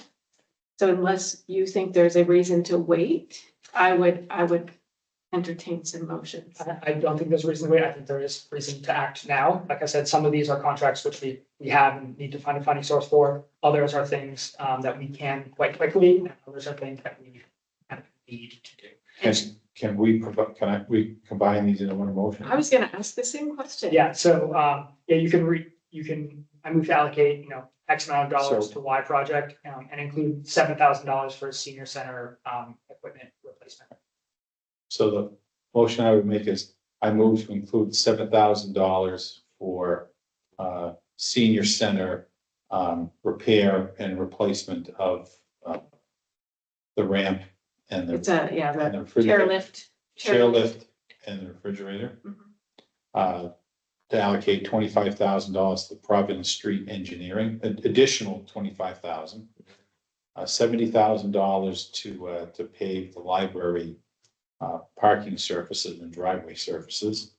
$7,500 for the Collins Center organizational design study. And $10,000 for the employee and volunteer programs. And I so move. Second. Right, any further discussion? All right, all in favor? I All opposed? do wish it was always a CV. Yeah, Yeah. it is, it's good, feels good, Yeah, it's a I'm good sure thing. you're all noticing the end of the calendar coming up very soon. Okay, great. So hopefully, yeah, we'll get some updates maybe in your next town administrator's report on some of these. Yeah. Great. Okay, so fantastic. It's exciting to spend $28,000 in minutes. And just while we're talking about it, I'm just thinking that space that John Dudley suggested that we turn it into a, Like a patio. right? Yeah. Might not be a bad idea to have get quotes to have some of that Trex that doesn't rot, to Mhm. build a deck over it and then, make it ADA accessible and with a proper railing around it. So that you could actually make it so it wouldn't have to be repaired again and again. But again, I Andrew, know that's you're still on there. I don't know if you heard that, Andrew, some suggestions of possible. Right, so you're talking about as a Export. sort of as a separate project. Yes. Yes. Yes. Sure. Yeah, as I said, I can certainly let the trustees know, and we can talk about some options like that. Yeah. No, we have a few dollars sitting around. If it makes sense, it would just be I think it would be a good use of it, especially It when we would be. plan to move these picnic tables. Right. And on top of that, putting it on an area like that means that they don't have to, no one has to mow around it or do Right. anything. That was a concern with moving the picnic tables is Right. moving Yeah, into the grass was going to interfere with the mowing. Right. Yeah, we were talking about the challenges of that, so that could be an excellent use of the spot. Great. All right. Thank you for those suggestions. All right. So then we are moving along, I believe, item 9, the free cash update. So back to you, Jeremy. Yeah, I should have done this for the ARPA one, so let me just share here. I feel like we need like a money, money, money theme song. Yeah, walk up music. Yeah. So I shared also earlier today what I call my free cash discussion. So talked about the drivers of fiscal 25 free cash, a history of what free cash has been in town, and some suggestions for town meeting articles. So as we talked about before, fiscal 25 certified free cash was $2.48 million. Let me zoom in. Was $2.48 million. I want to talk about some of the largest drivers. So there's small pieces in here. This all obviously isn't going to add up to everything. There's some corners which are fractional, and I want to discuss it. So the largest revenue drivers. So this is what free cash is essentially the free cash you had from last year unspent plus the difference between your revenues and expenditures. So when we talk about, and when we start the year with a balanced budget, revenues are equal to expenditures. So when we have revenues over budget and expenditures under budget, that's what the delta is that drives free cash. So our largest revenue drivers, and these are amounts that are over budget. They're not gross amounts, they are essentially net amounts. So motor vehicle excise tax. How motor vehicle excise tax works is there are commitments sent out by the Registry of Motor Vehicles, the file that we receive and then kind of pass on. And once bills are mailed out, residents have 30 days from the mailing date to pay their motor vehicle excise tax. We are at the whim of the registry on the timing of those. They have been endeavoring to be a quarterly commitment. That doesn't always happen. Fiscal 2024, the last commitment in fiscal 2024 was not reasonably received and useful for the town, and that was collected in fiscal 2020. Fiscal 2023, misspoke here. Fiscal 2023 was actually collected in fiscal 2024. We budget $120-something thousand every year because it's always this fractional amount, and we collected well over $300,000. So we essentially had. Yeah. Yeah. Bought every car I bought this year. We essentially had $250,000, which should have been in the prior year's certified free cash, which is now in this year's certified free cash. So that's about 10% of what we're talking about in terms of total free cash. Ambulance revenue was $150,000 over budget. Tax liens redeemed. So this was folks who were behind on their real estate tax. Again, things that should have been paid in prior fiscal years and should have been part of free cash in those years. Because the timing worked out that it happened in fiscal 24 and certified for use in fiscal 25. Cannabis local option sales tax, $80,000. The town has historically budgeted $0 in cannabis local option sales tax. Fiscal 26, I'm going to budget it. I'm going to suggest budgeting it in my. Do you know why we hadn't budgeted the local option? Because it's in our agreement. I mean, it was just coming up online. Do you know what I mean? So there are two revenue streams historically associated with marijuana establishments. There's what's called the host community agreement impact fee, which the town has not participated in, and now to our benefit because they're being unwound everywhere, and there are towns subject to lawsuits, and we are suitably far away from We that. touched that. Yes. All right. And that That was a wise thing by a previous board. Yes, thank you, previous board. so that is up to 3.5% paid on gross revenues by establishments to host communities, which Mendon did not participate in. The local option sales tax, which has to be accepted by a local community, is 3.5 up to 3.5% levied at the point of transaction on the consumer. So the consumer pays that as part of their purchase price. That's then remitted to the state and then remitted to us on a quarterly basis. So that has not been budgeted, but we have a multi-year history of what that looks like in town. So it'll be my anticipation that for fiscal 26, budget that as part of our, because it is regular recurring. Well, we had a new facility open up last year too, didn't we? Or was that the year? In my fiscal 25 revenue report, we Okay. have already collected more this first quarter than we did. So is this $80,000 in local option sales tax? Is that all new money or has that been what we've taken in the It's last more than it couple of was, it's more than it was in the previous year. 80,000 more?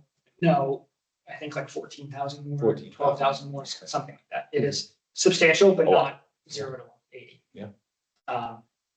Total excess receipts, right? We have stuff all over the place. Was $960,000. Something I didn't highlight here because I noticed it later when I was doing my fiscal 25 stuff is we're also in a high interest rate environment. So we had, interest on investments in the, I think 100 and something, almost $200,000 range, which again, we budget a very small amount for that because that's at, macroeconomic whims that we can't control here. Some really large expense drivers, police overtime was $100,000 below budget. I want to say there would be the possibility of department heads saying, I'm going to, do something else and ask for a transfer and spend that money so I don't lose it, or I'm gonna book overtime and, staff up. So it looks like I spent my budget and they don't, cut my budget, but that didn't happen. My biggest thing would be, is there any training that, because I know notoriously everybody can always do more training. I just would love to be able to do that. If there are employees that see a class they'd like to take, you know, that they've been notoriously in, and just tell them, you just can't. Something nice to have, that would be a great, I know we're getting off the topic, I apologize, but. For the discussion for next year's budget. Right, because training budget is twofold, registering for the class and compensating someone to be there. And you- Right, you know, yes, exactly. It's a good suggestion, and I'll make sure that the police department knows that that's, you know, an option. And fire and all of highway, all of Highway. parks. So we had some vacancies in highway salaries, so that was an additional $58,000 there. Board of Health, just some contracted services, ended up being a big number, and then fractional stuff that kind of ended up at the $940,000 level. Some other factors, there was $243,000 in free cash from the prior year that was unspent, it was unallocated. The previous 3 years to that, the total unallocated free cash, or unappropriated free cash was something like $700 over 3 years. And then last year was 243. State aid increased throughout the year through supplemental budgets by about $22,000. And this last point was one that my previous communication I had yet to understand, and then I got an accounting lesson. So free cash, the colloquial term is dinged. You get your free cash dinged by deficits in other funds. So if we have deficits in one of the most common recurring ones is the police detail account. There's always some sort of revolving deficit there in almost every community. It's nothing indicative of Mendon or endemic to Mendon. And then things like Chapter 90, some federal grants, it ends up being cash flow issues that the state wants to make sure we have cash on hand to be able to fill those deficits in other funds should the money not become available the way we anticipate. From fiscal, so this is fiscal 24 money available in fiscal 25. So from fiscal 24 until fiscal 25, the money that was held back by DOR decreased by $327,000. So we had over $600,000 in the bank that on paper DOR held back. Our deficits decreased by a large amount, so DOR kind of released our own money back to us, so to speak. They hold it to make up for anything we might have not accounted. The money doesn't get remitted to DOR. Okay. It just gets reduced on our balance sheet. So we have the funds, but we also have the deficit. Okay. And we have the money and then we have the deficit in other funds. So DOR kind of makes that paper transaction to make sure we hang on to it should anything happen. Should anything not happen to fill those deficits. That accounting of it swung $327,000 to our favor. One of the biggest drivers was Chapter 90. It's just at the end of fiscal, Chapter 90 is a reimbursable program. So you do the program, you spend the money, and then you submit for reimbursement. And as long as that happens within one fiscal year and the treasurer can manage the cash flow, it doesn't actually kind of cost us anything because the money goes out on paper and then the money comes back in and it's even. When that happens close to the end of the fiscal year, you can end up running a pretty large deficit. And 2 years ago, we ran a substantial deficit in Chapter 90. That was remedied a little bit in the next year, in the year we're talking about now. And just because it's such a big factor, it's something that I'll make sure I work with Highway to make sure that's buttoned up by the end of the fiscal year as much as possible. In order to get credit for it on your balance sheet, you will need to prove that you have applied for reimbursement. So I'm confident we can get to there by September 30th. Was that the pusher? That's the pusher of the big drop in 2023. So I'm not sure. I didn't. Okay. So it took me long enough to unwind what. Fair enough. It was. This is a lot of detail. So I just wanted to kind of show the magnitude here that we're talking about in the history of certified free cash. So when I say fiscal 25 and fiscal 24, this is for use in fiscal 25. So for use in fiscal 25 is a result of what happened in fiscal. So we have $2.4 million, which is more than 3 times what we had last year. And then it's kind of free cash has hovered around the $500,000, $750,000. Fiscal 23 is a big drop, which I'll get you some answers on. But this is an anomaly. Like I said, 10% of that is appropriated free cash the year before. Another 10% is from motor vehicle excise timing. And And then probably another 10% is through overtime salary sort of attrition. So just a quick layman's summary, a good proportion of this is something we can solve in future budget. Some of it is, some of it's idiosyncratic and was essentially borrowing from one year, especially motor vehicle excise, the tax liens redeemed. Those should have been revenue in previous years and they're just showing up. And, at some point, that behooves us financially in that there's penalties and interest and demands paid on the tax liens. Motor vehicle excise, just the timing of it, $1 next year is worth less than $1 last year, so that doesn't behoove us. And we would just like money to come in when it's supposed to. It's easier to manage against. So a little bit of it was last year was understated, so that means this year is overstated. Some of it means, ambulance revenue was up $150,000 over budget, but that also means there was increased staffing costs because of it. There was increased supply costs because of it, increased wear and tear on the rescue, on the ambulance because of it.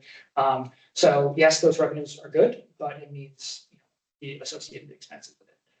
Some of it is structural that we can look to low-hanging fruit, things like the cannabis sales tax. That could be budgeted, that's a known quantity. Sharpen our pencils a little bit on what expenditure budgets need to be or where they should, where it should be deployed. Or make sure folks are appropriately investing in their departments and facilities and staff and training and retention and all of that. So I would say the layman's answer is some of it's structural and we can plan for. Some of it is, delayed revenue from the past. We should not expect $2.4 million next year. If that's the one takeaway from this, you should not. Thanks for the tip. I appreciate it. My daughter had said, select board doesn't like to be surprised, and $2.4 million was surprising. So it will be less than $2.4 million next year. Totally surprised. Page 2, I talked about some possible suggested uses for this one-time revenue infusion. So I think one of the most important things the community can do is invest in its stabilization fund. So right now, our stabilization fund is at $1.1 million, give or take, which is about 4.75% of our fiscal 25 operating budget. Should $500,000 be contributed, which is a 50% increase, essentially, $500,000, $1 million, to take it to 1.6 and change, that would be about 6.8% of our fiscal 25 operating budget. The thing about comparing a fund as a percentage of your general fund is that as your general fund grows, you have to continually add to the stabilization to keep that percentage. Yeah. I think a really healthy clip for municipality would be between 5 and 7%. I think once you get to kind of the 10% level, you have this opportunity cost of things you could have done versus sitting on the money. So I think a 5 to 7% is a really healthy level for municipality.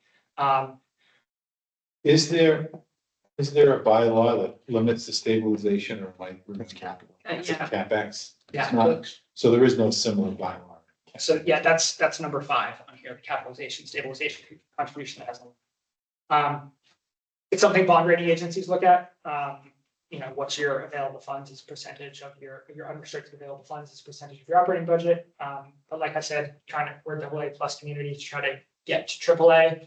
To see that reduction in borrowing costs for how little we borrow versus the opportunity cost of plowing everything into stabilization, I don't think makes sense. I think AA plus is a really healthy place for us to be. It becomes more expensive for us to get to AAA on this metric alone. Some other really expensive things on here, street sweeper, which is in the capital plan. Private street culvert design, which we've talked about at 2 or 3 different junctures tonight. A road supplement at $250,000, which matches the previous free cash allocation to that. So again, all of these things are up for specific debate. Capital stabilization contribution. So we had a special act passed by the legislature, which created a capital project stabilization fund, and it caps our contributions to that at $100,000 each year. The current balance in there is, I think, $312 or $320, something like that, $1,000. I talked to my Providence Street Culvert memo about using that to defray the borrowing costs for the ultimate project, but you can defray the borrowing costs for a different project. kind of gives it power. Fire vehicle support one, this is the chief's vehicle, so he currently has an SUV, and keeps his firefighting gear in the back of his SUV. And firefighting gear even after going through, the decon process, turnout gear like that, the gear extracting process. Gear like that has remnants of PFAS in it, and, as an individual who has to respond, 24/7, he takes his vehicle everywhere with him, which includes his family. So him and his family being exposed to, PFAS laden gear within the cabin is not ideal. So the idea is to, get, the chief a pickup truck with a cab, and you get to put the gear kind of sequestered. Not every chief has turnout gear and, is fighting fires, but besides fire department, that happens. Number 7, fund CBA contracts. So, get my notes on this. So I went through what we have as $110,000 reserve in the current budget. Went through what I think are our projected salary line items. And I haven't gotten through all of the accounts yet. I still have a couple of questions on how our payroll posts, but I think it's between $35,000 and $50,000 that we need in addition to the 110 that was set aside to be able to fund a 4% COLA in fiscal 25. Included in that is a revote of the town clerk's salary to a level which I think was intended but not voted. Yes. So that's within that number. They're coming out of our retreat with the Collins Center about this redesign. We talked about assistant town administrator role and an additional clerical role to be shared by the treasurer's office and the clerk's office to support payroll and support the clerk. In fiscal 25, I think we'll have a roughly $55,000 surplus in the treasurer collector salary line item through vacancies and kind of differentials in finance and all kind of finance director title. So we can fund the clerical position shared between the two within the existing appropriation. Fiscal 26 will obviously require a larger appropriation because we won't have that attrition. The idea is we'll have everybody here for all of fiscal 26, but fiscal 25 won't require an additional appropriation for that. So once HR is back next week, we'll hash through that, what that job description looks like and all that. Because as you recall, the current assistant town clerk is retiring in December. So we want to make sure that we are able to staff that office with an additional body after the election. Fire turnout gear. This is a cyclical thing. It's in our capital project or capital improvement plan as well. $36,000 for the next 3 or 4 years to cycle through our gear. So it's kind of all go back to the same time. $100,000 bill. If you think of it kind of the same way as the police chief cycles through cruisers, want to do that the same with the turnout gear in the fire department. I said these are all negotiable. Number 9's not really. We didn't have the budget available to pay the entirety of police and fire liability insurance. So we paid it out of a select board account. And so this is asking to put the differential back into the police and fire liability account. And then use that same thing that I've talked about twice now, journal the expense from the select board account over to here.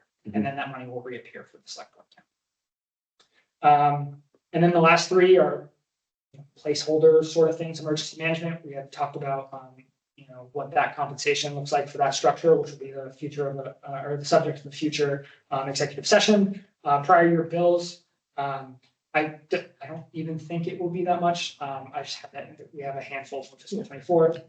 And this was a suggestion from a select board member about signaling the intent and the seriousness of the select board to develop a recreation field plan to be able to engage in an outside consultant to provide technical assistance in feasibility and some sort of analysis that a volunteer board doesn't have. So that would give that committee an operating budget to engage. Staff. So you had said that we should get down to 400,000 or 500,000. And so you got a few 100,000 more to go. Sorry, when did I say 400,000 or 500,000? You were talking about free cash rolling balance should be somewhere in the, Oh, no, sorry. I said the stabilization contribution would be $500,000. oh, okay, sorry, I mixed that up. So- And our free cash should be around 800? So doing all of these things would leave us with a balance of $780,000, which We don't need anything. Do we need anything left in free cash? you don't, Right, you also okay. don't need to spend it all at special town meeting. You can Right, spend it save at it. annual town meeting. I'm just, you had brought up That's what the, we- sorry, I just wanted to say, you had brought up the major need to fill a building maintenance account. And like, that's a pretty dire need and we have all this money. And sorry, Mike, what were you It's a great starting to say? Usually we do a bit more of this at the, Well, the plan last year was to spend the rest of the free cash, closer to, articles at the annual town meeting, and we didn't. Mhm. I mean, the other thing to keep in mind while we're talking here, two projects that had been suggested in the past was to build some kind of a Parks Department building true. up at the park there in between the Mhm. newest field. And the other one, keep in mind that we still have this shell of a building that was Right, supposed to be a that- police station right. that is now along that path, between Morrison Drive and what's now the Paddock property. I don't know if either one of those makes sense for the for Parks Department, Public Works. Is that something that we kind of come out of senior center adaptive reuse study? Is Well, I that think like the question, my understanding was that the thought about the senior center, because of the proximity to the highway departments, would be a better use of an administrative building associated with highway and maybe, and perhaps an expanded role to include parks. I'm just throwing it out there while we've had this challenge. I know another thing that hasn't come up yet, or at least, sorry, I forgot it, but I've heard that there are issues with the roof at the fire station. Has that come to anyone? Yeah, I think else's that came attention? up at one of the pinning ceremonies. I think the chief had Okay. mentioned it, but I don't think he's brought it to us. Okay, and I didn't know if that was in the capital, I mean, I've not been in on that, so, Yeah, Mike. Yeah, that's got not a an answer maintenance to that. piece. Yeah, okay, I mean, right, it may be a good idea to take, because the fire department, and the same thing with highway. I don't know what each one of them has in the maintenance budget, right, but it might be a good idea to have them really look at, right. if we weren't dealing with crisis management, right. If we were gonna do that for the next 2 years, it would seem to get ahead. yeah, what would you suggest? So John Dudley has his hand up because I failed to mention that highway has a storage unit, which is currently essentially a Connex box with a hole in the floor and no Okay. lighting and no climate control and no door. That. Tell me more. That he has asked me 2 or 3 times. Okay. All right, so is that, John, do you want to add to that? Yeah, so that was one of the things I wanted to bring up. So we, like he said, it's a tractor trailer, basically the trailer portion of it, and we use it to store all of our cones, barricades, signage, snow fence, snow stakes, everything goes into this trailer, but like we said, the floor is caving in on this. It's not secure. Somebody could walk in there at any time and take stuff. And I started looking into putting up basically a pole barn with some electricity. So at 2 o'clock in the morning, when we're trying to find signs, we can turn lights on in there. I did get a quote for the pole barn portion of it without the electricity, and it was about $41,000 to do that. And then add the electricity onto it. I'd say we're looking at about 50,000 for this building, and we could do the site work ourselves. What size are you talking about for the pole barn? Like, So I believe it was 24 by 40 with a half loft. and does that cost include the disposal of the trailer? It does not. It's like. I have not looked into the disposal of the trailer, but that I wouldn't be Maybe. surprised if somebody's willing to come and take it. Or maybe we can bring it to the recycling on Saturday morning. So does this use of free Sure. cash, so we could put this, at least get an article on for that, and, because the article, we don't have to have the numbers don't need to be decided yet.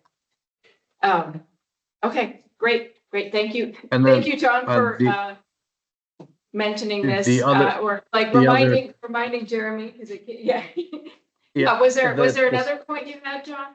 Yep. So Dan Byer, we have started looking into how we could utilize the shell building behind the police station as both a DPW offices, a home for parks, and then a very large open space that could be used for Boy Scouts, Girl Scouts, different organizations that could use it. And we started looking into it and talked to some electrical contractors about what needs to be done.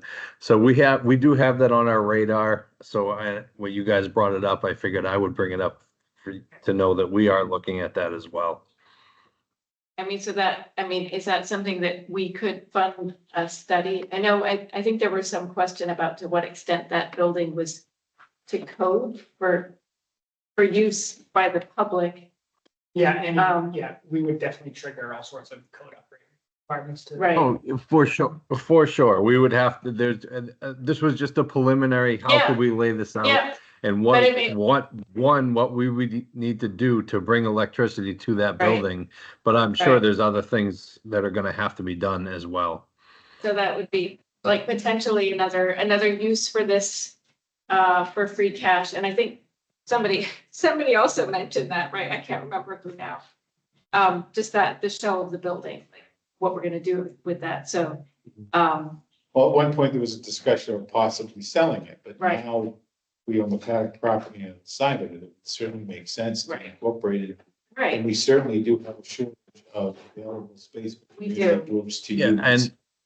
And part of the layout that we were looking at for this building, like I said, you would walk into the lobby and you would have offices on either side for both highway and parks. And then in the rear of the building would be another entrance, which would have bathrooms that would be available to the public as they are using that paddock property for recreation in the future.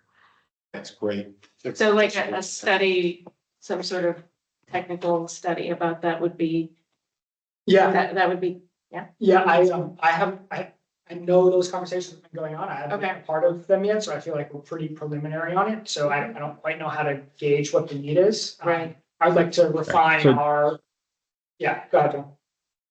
Jeremy, we can sit down. I can show you kind of preliminary what we came up with and start brainstorming. If we even want to go that route, or do we want to do something else with it? So I would just say, let's kind of keep a few tens of thousands of dollars in mind for that as an annual town meeting appropriation. I feel like we're not It's not ready. ready for. Okay.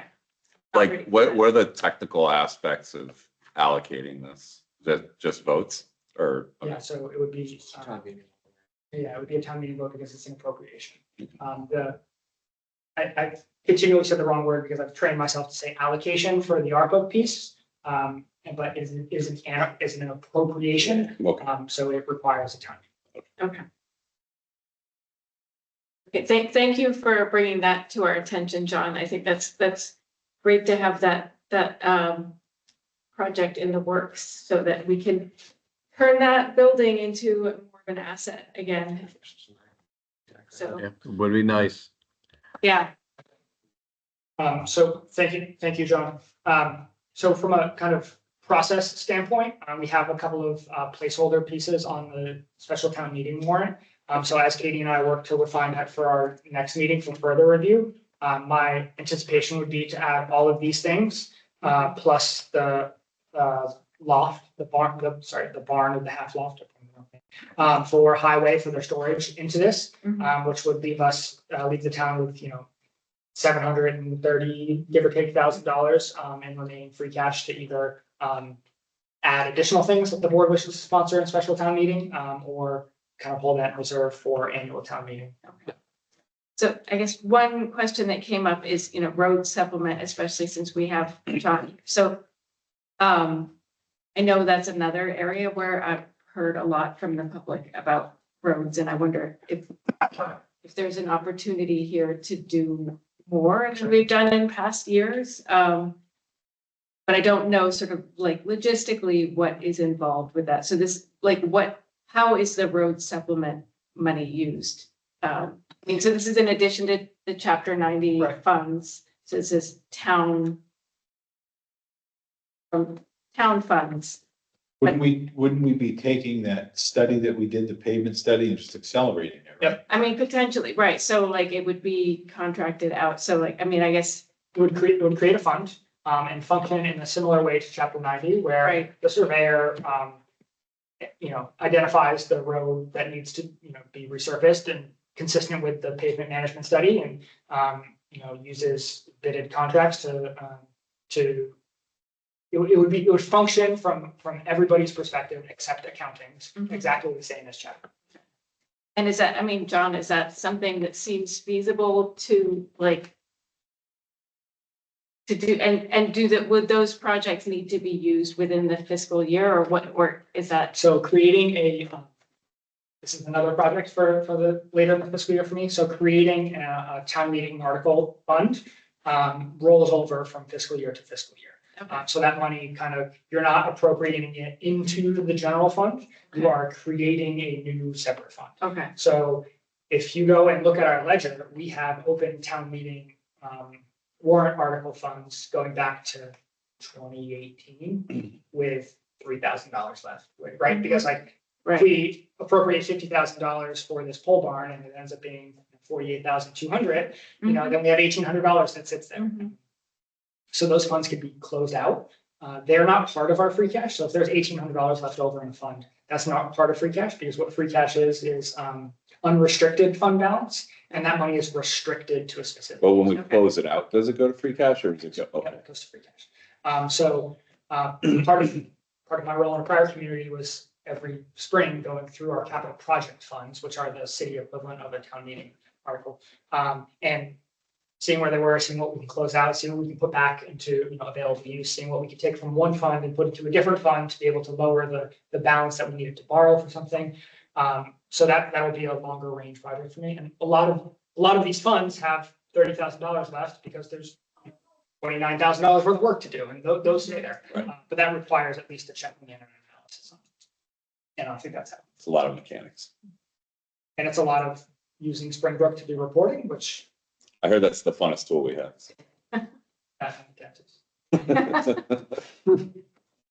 Well, I mean, so it seems like an opportunity here, because even with all of these other potential appropriations, not allocations, appropriations, there's still an amount potentially in free cash that's equivalent to a typical year's free Which cash. could So, also be used to reduce the amount borrowed for the senior center. Yeah. right, Can I Right, ask and that- when? Sorry. Yeah. When does the warrant close? tomorrow. So we would want to have, I mean, I guess at least placeholder items for each of these, and then the amount could be determined. We could decide to remove some of the articles if we decide not to pursue that, but Yeah, the closing of the warrant is largely for public petitions, and that's like. Because we can always vote to open it, Make a change. make a close change, it to again. close it again. But there is a drop dead date where we have to get them in the mail, because the current bylaw, yes. we have to get it in the mail. And what I've been endeavoring to make happen for many years is the warrant that actually goes out in the mail actually has all the numbers in it, That'd be nice. so that people don't find out at the last minute. And it takes a lot of work, and sometimes it's not possible, but it seems like this may be a year. Well, I wonder, I mean, if there could be some compromise, having like an updated web version Sure. of it, so, as we determine the specific number, so right before town meeting, but maybe not as early as getting it printed in the actual physical paper. It should be a placeholder on here if there isn't, to put money in FinCom reserve. Because Okay. we have had times, as a matter of fact, what we should have done last year with all that money that was left over that went into free cash. If we had put that in FinCom reserve, then the select board and the FinCom could have voted to get some of that out.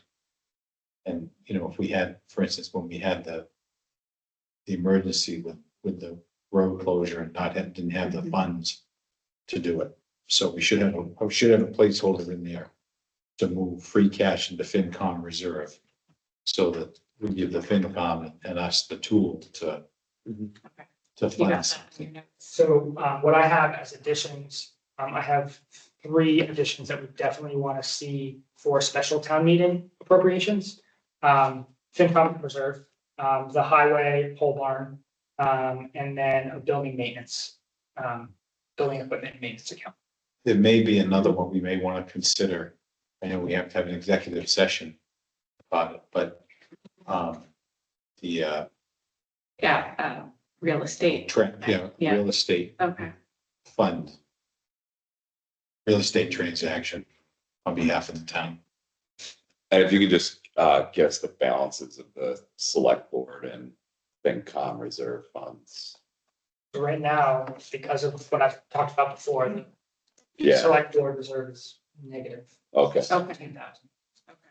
but it'll be 0 then, whenever, wait, what was the amount that you were saying? It was like- It's 12 though. What we should do is come out of town meeting with $40,000 or $50,000 in FinCom reserve. We don't have to, and that money is just the safety valve. And I mean, it's been helpful in past Yeah, years several when things came up. Like I remember private. that. Yeah, the, Unpaid.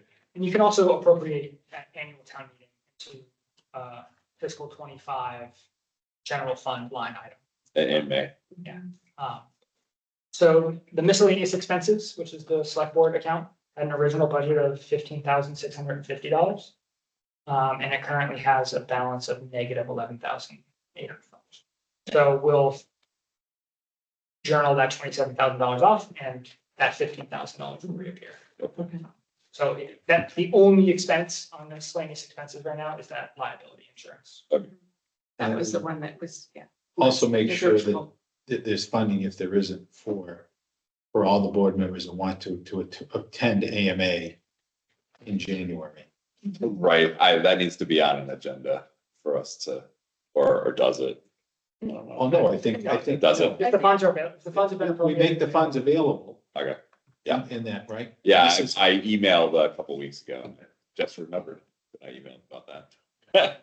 Yeah, so I'll, But it's a pretty steep cost to stay at the hotel and everything else. yeah, we I have, offset the day to Thursday, so, right, so it's Thursday, Friday, Saturday. Right.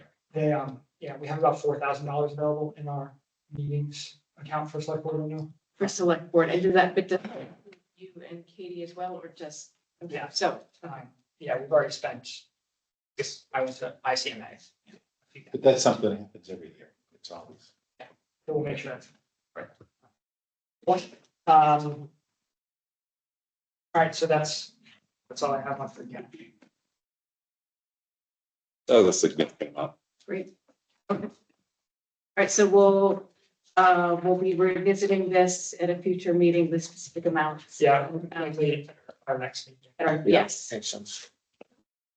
All right, so agenda, so that was the free cash update. So we're up to 12, special town meeting warrant review, which is, good. We've already started talking about it a little bit, but not systematically. Item, so there's a draft that was included as part of your packet. Yeah, and I think the packet ended up Being double. being doubled. Yeah, I noticed that too. When I first opened it, I was like, And I had a moment when I was scrolling through it. I'm like, wait, did I somehow go back to the beginning? So prior, bills of prior year. Stabilization. CapEx. Elected officials, so that's the, Sorry, what page does it start? The, in the, senior center. you're still also scrolling. It's like almost all the way down. It's like, if you just go to the end, it's the last thing. Or the second Or the- last thing. Or, yeah, I guess if I don't want to go to the one. page 123. What is this number 6 about? Number 6 is brought up by Conservation Commission. It's accepting an MGL, which says if members missed a section of a public hearing, but then attested they read the minutes or watched the recording or any transcription of, that they can then vote on the ultimate outcome of the public hearing. And I think in an environment and a community where every meeting is recorded and then posted, I think it makes a lot of sense. Yeah, that's a good accommodation. And Article 7 was from the town clerk. Can you summarize that? Yeah, it kind of streamlines the exemption processes. Okay. So it's kind of like I equated it to when school districts use free and reduced lunch to be a stand-in for. And I'm curious why that's from town clerk. Is it, I mean, it strikes me as, That should be the process.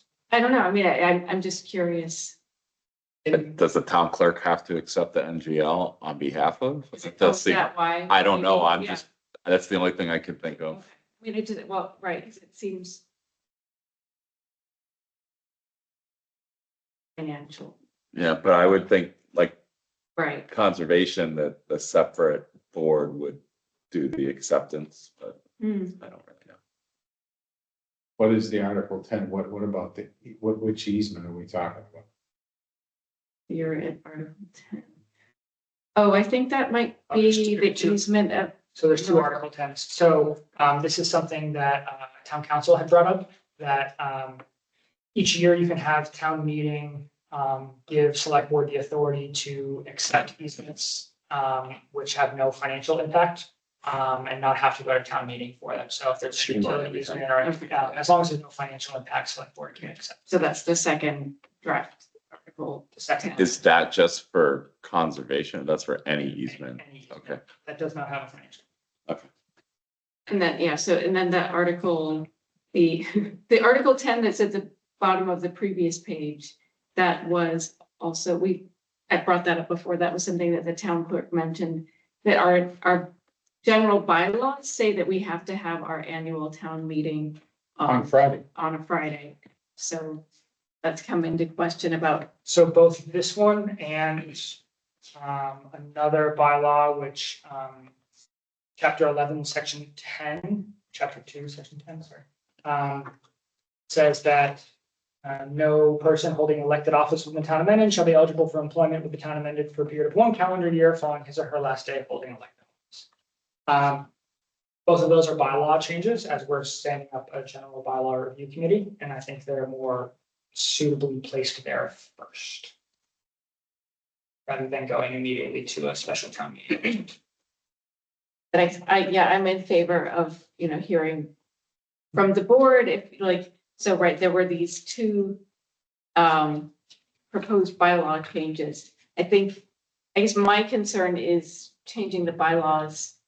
It's a process, right? There's a lot of research that needs to be done. And I don't know who it would fall on to do that research in the time that we have. in Who the requested next few these weeks. bylaws? What's that? Who requested these bylaws? The town clerk. So, the one about the changing the annual town meeting date, of course, our next annual town meeting will necessarily be on a Friday. Well, we've in been May. discussing that for years, and it always falls through the cracks. Right, so and I guess the question is that something, I mean, I'm open to leaving it as a placeholder on the warrant to Yeah. figure out if this is something that we can I do. mean, I'd in like this the timeframe. moderator had said that he was going to talk to the community and Yeah, elicit responses, and I know he did, so. right, I think the thing that's fine about that bylaw, changing it from having to be on a Friday to being on any day. or right, to not Doesn't mean being you can't still specified, have it. or to having That's it correct. be maybe, yes, Within the first 2 weeks of May or something. right, right. Flexible. Right, something tethered to the town election, but not as explicitly which day of the week. Yeah, Yeah, I think I'd do. that way we don't have to have it on prom night Right, so that, I mean, so that is one that it sounds like the board is open to leaving a placeholder on there and seeing if that's something.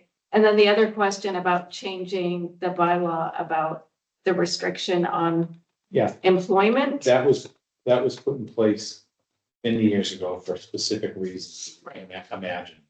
And I think I would be a little slower to just put that on the wall. And I think I think it's worth discussing it because it does seem like it is there, it's like it's asymmetrical how it affects things. So there are employees who are also elected board members. Yeah, see, But- that's the discussion I had with the town clerk, because the town clerk, and it used to be the highway surveyor, were a couple of people who really were both. Right, Now the highway surveyor is no longer elected. right. But not as highway surveyor, but I believe the individual is elected to a Parks Commission. Well, he is. Right, so I mean, it's that but- there's, Right. right, so it seems like if you are elected, you can't get a job with the town, but if you have a job with the town, you can be elected to a board. Absolutely. So, and that's where I feel like there's an asymmetry that should be addressed, but whether we can address it. Well, the idea now, was, and believe me, I'm trying to get at something here. You know, certainly the discussion that somebody is an elected official and somehow has some kind of influence over getting a particular job Mhm, versus somebody who actually does have a job, mhm. like the town clerk. But in order for instance, somebody who's the elected town clerk, can't move up in town government, Right, you know, right, there may be a crafted bylaw that could particularly exempt that particular position.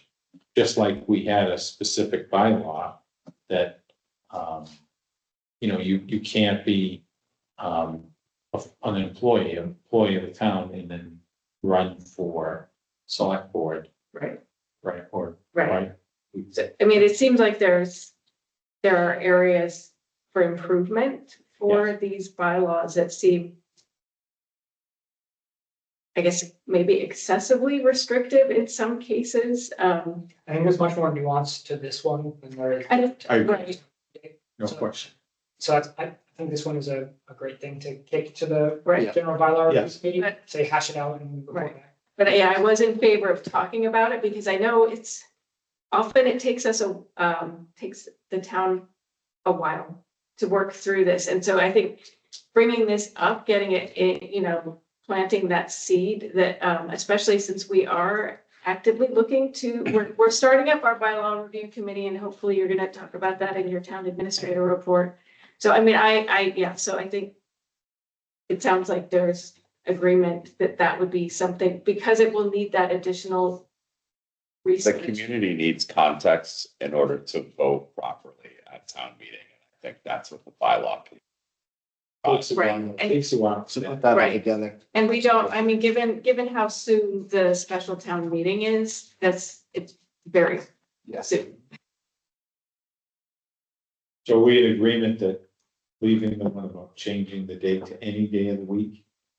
You know, to have the town meeting, we can leave that on there, but the other one. I think so. I mean, it As long as sounds the like that's language is maybe simple. like, yeah, a little bit of wording change about getting rid of the specific Friday. And then one placeholder that's not on this, but we'll make sure it is tomorrow morning, is revision of voting the town clerk salary, like I talked about in the.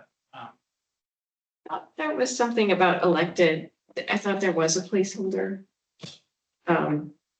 It was earlier. Yeah, Article 4, you're right. Okay. I skipped over it. Okay, Yeah. so it's already, Okay, yeah, Yeah, I have one that needs to be added from planning, so they voted at the last planning board meeting to endorse the article of the accessory dwelling unit bylaw.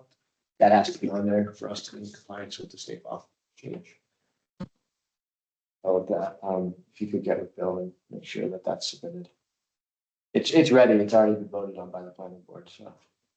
It's really not negotiable, right? Well, If we don't- yeah, so if we don't do it, it takes effect by default and without some of the restrictions and crafting that was happening, so it makes more sense to have one that's made for amendment. What are the restrictions? Specifically, you're not allowed to make accessory dwelling units explicitly for the purpose of renting them out as short-term rentals. So if you wanted to make an Airbnb farm in your yard, we're not allowing that.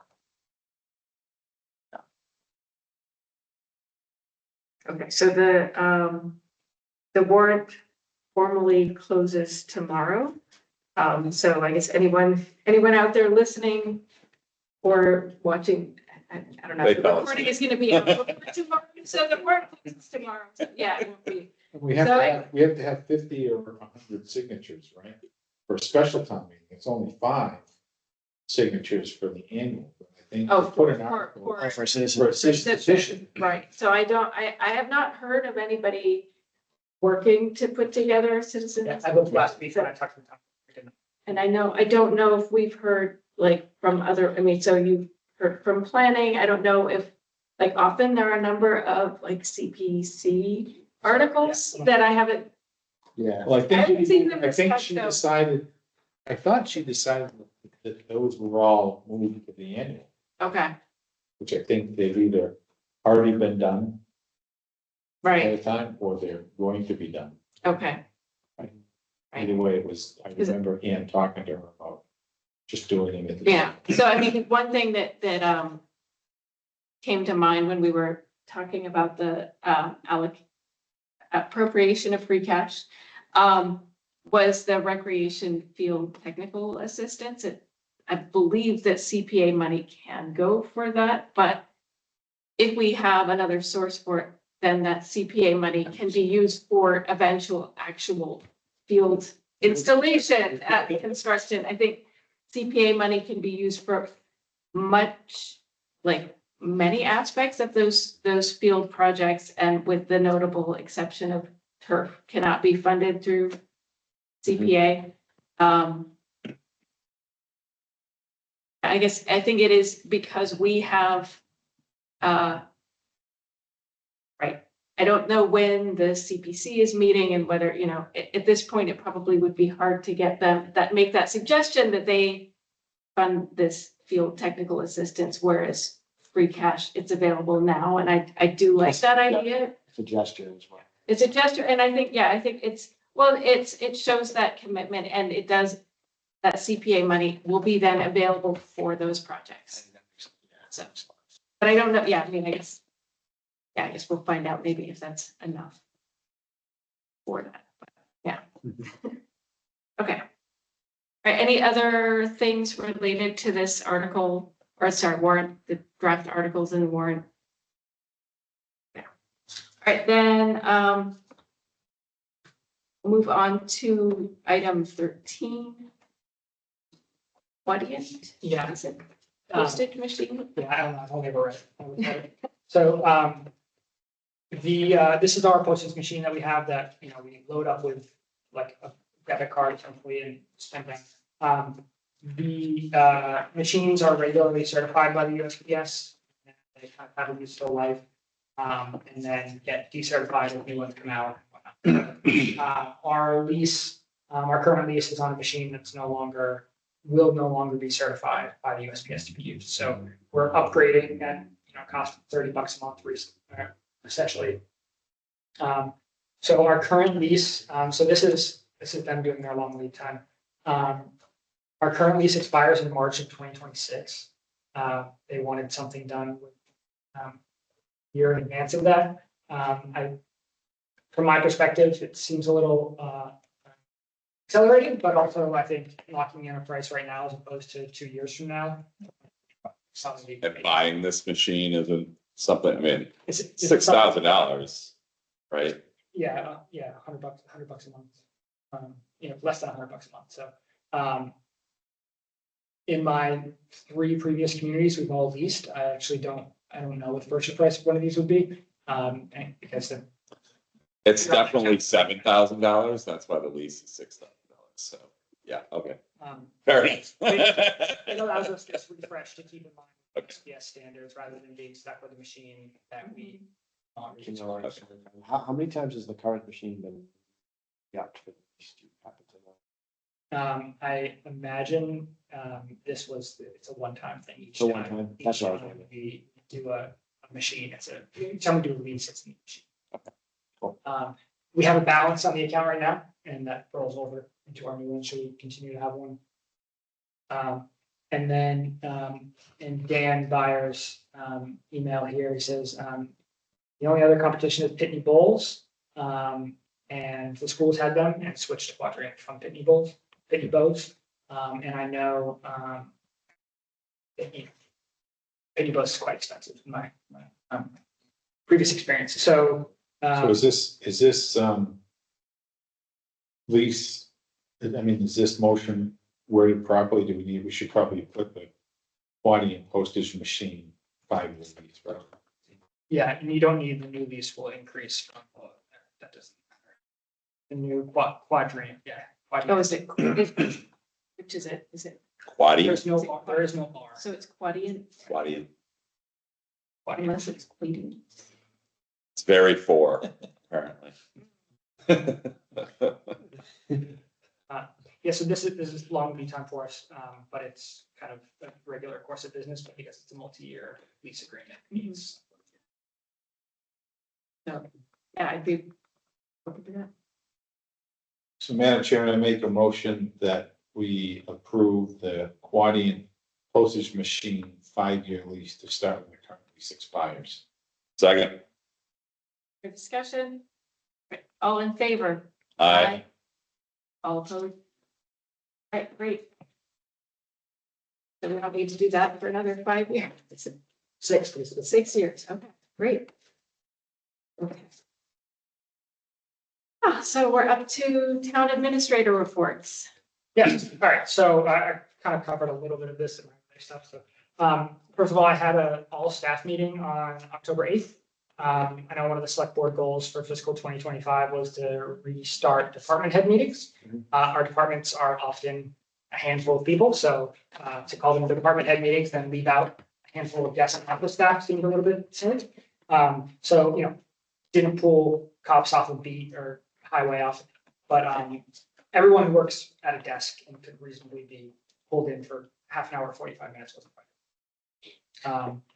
So just kind of stuff we ran down on, so you already know about, updated folks on ARPA and free cash, reviewed major takeaways from the Collins Center study and retreat, laid out our budget calendar expectations, which I'll meet with department heads late January, early February. Just wanted to set my expectations about that. I'll have a memo to them preceding that to lay out a more solid calendar.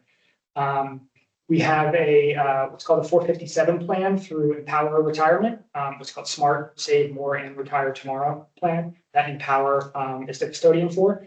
And share some information about that, setting up time with our advisor. He'll be here to do some meetings with folks on that plan and financial planning broadly. 457s are great. Every town employee should be in one. It's like 401k, but you can access it at 459.5 without penalties. Rolled out the employee apparel order forms, which I said was quite popular. And we have what's called a wellness grant from Maya, our health insurance broker. It's $5,000 that we can spend on employee wellness. So that's how we got picnic tables. We got treadmill at one point. But folks wanted to put exercise machines on walking trails, which is a great idea, but it needs to be focused on employees because what our insurer cares about is healthier employees, so their health costs go down. Healthcare costs go down. $5,000 can cover Fitbits for everybody. So I solicited some ideas. No one said that one, but you can do healthy snacks, things like that. Okay. Different movement activities. You can have someone come in and do. Are you gonna have a morning kata? So, yeah. I made jokes about jazzercise, but no one took the bait. So I'm waiting to talk to some folks about that. As you saw on an email before, the town was awarded a $410,000 rural development fund grant to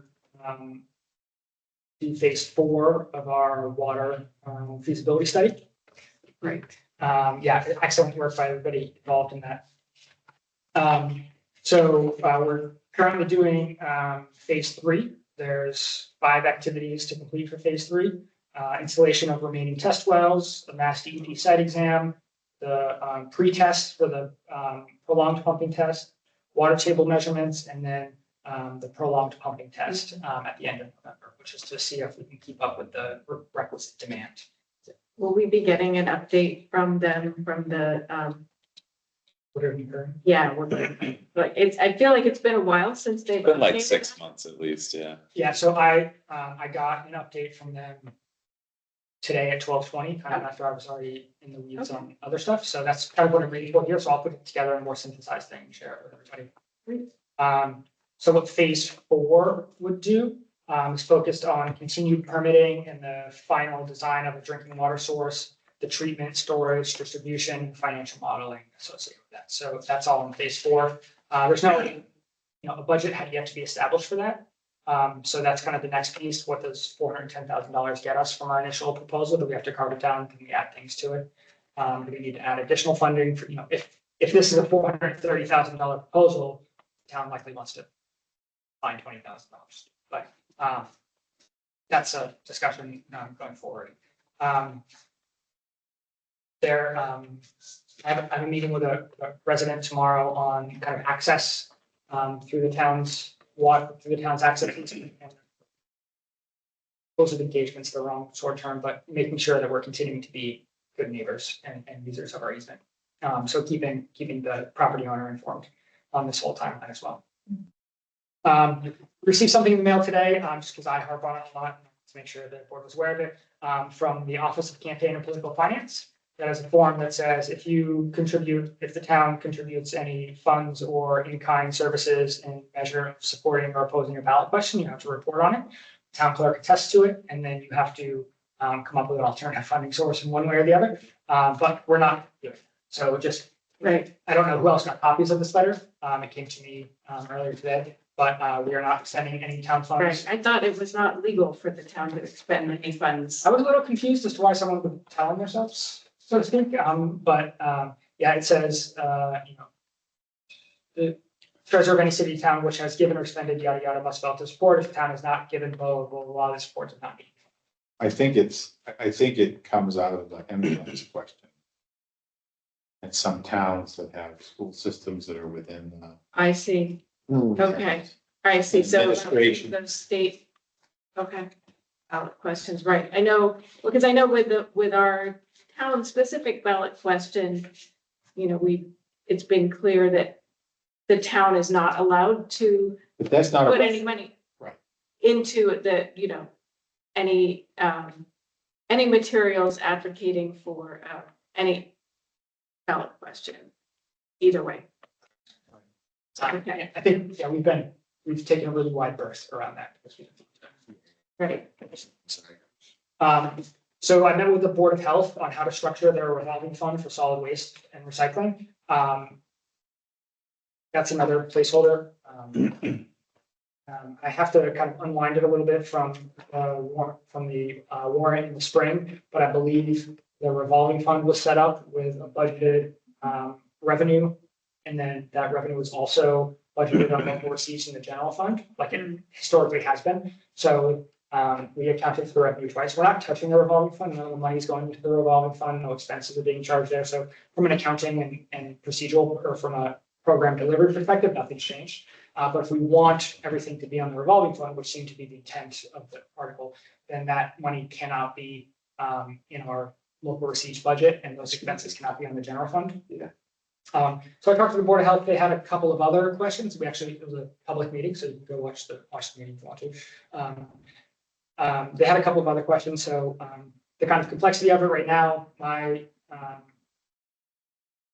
recommendation to them was on special town meeting, don't do anything in regards to the general fund, just kind of rescind the appropriation to the revolving fund, keep it on the general fund for this fiscal year, and then in the spring, do an annual town meeting where we can have a clean start of the fiscal 26 to have all expenses for the revolving fund.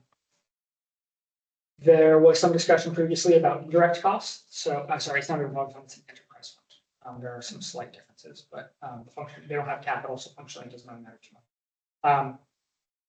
A revolving fund, you have to have funds available before you can encumber or expend them, where they're in an enterprise fund, as long as you have the budget, regardless of the actual cash basis of the funds you can expend. So it functions more like a general fund, but the revenues stay within the fund. So there was questions on indirect costs, right? So my couple of hours a year that I spend on it, treasury is a couple of hours a week that they spend on accounts payable. Health admins, a couple of hours a week they spend on, various things related to solid waste, but they're paid out of the general fund. All these costs paid by the general fund, but are supporting this distinct enterprise fund.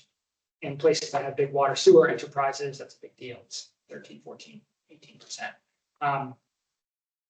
Here, it's a much smaller number. But since the fund has not been able to retain its earnings, it hasn't existed. My proposition to the Board of Health was to not charge indirect funds for the first 3 fiscal years that the fund is in existence, to give it a chance to build up some fund equity.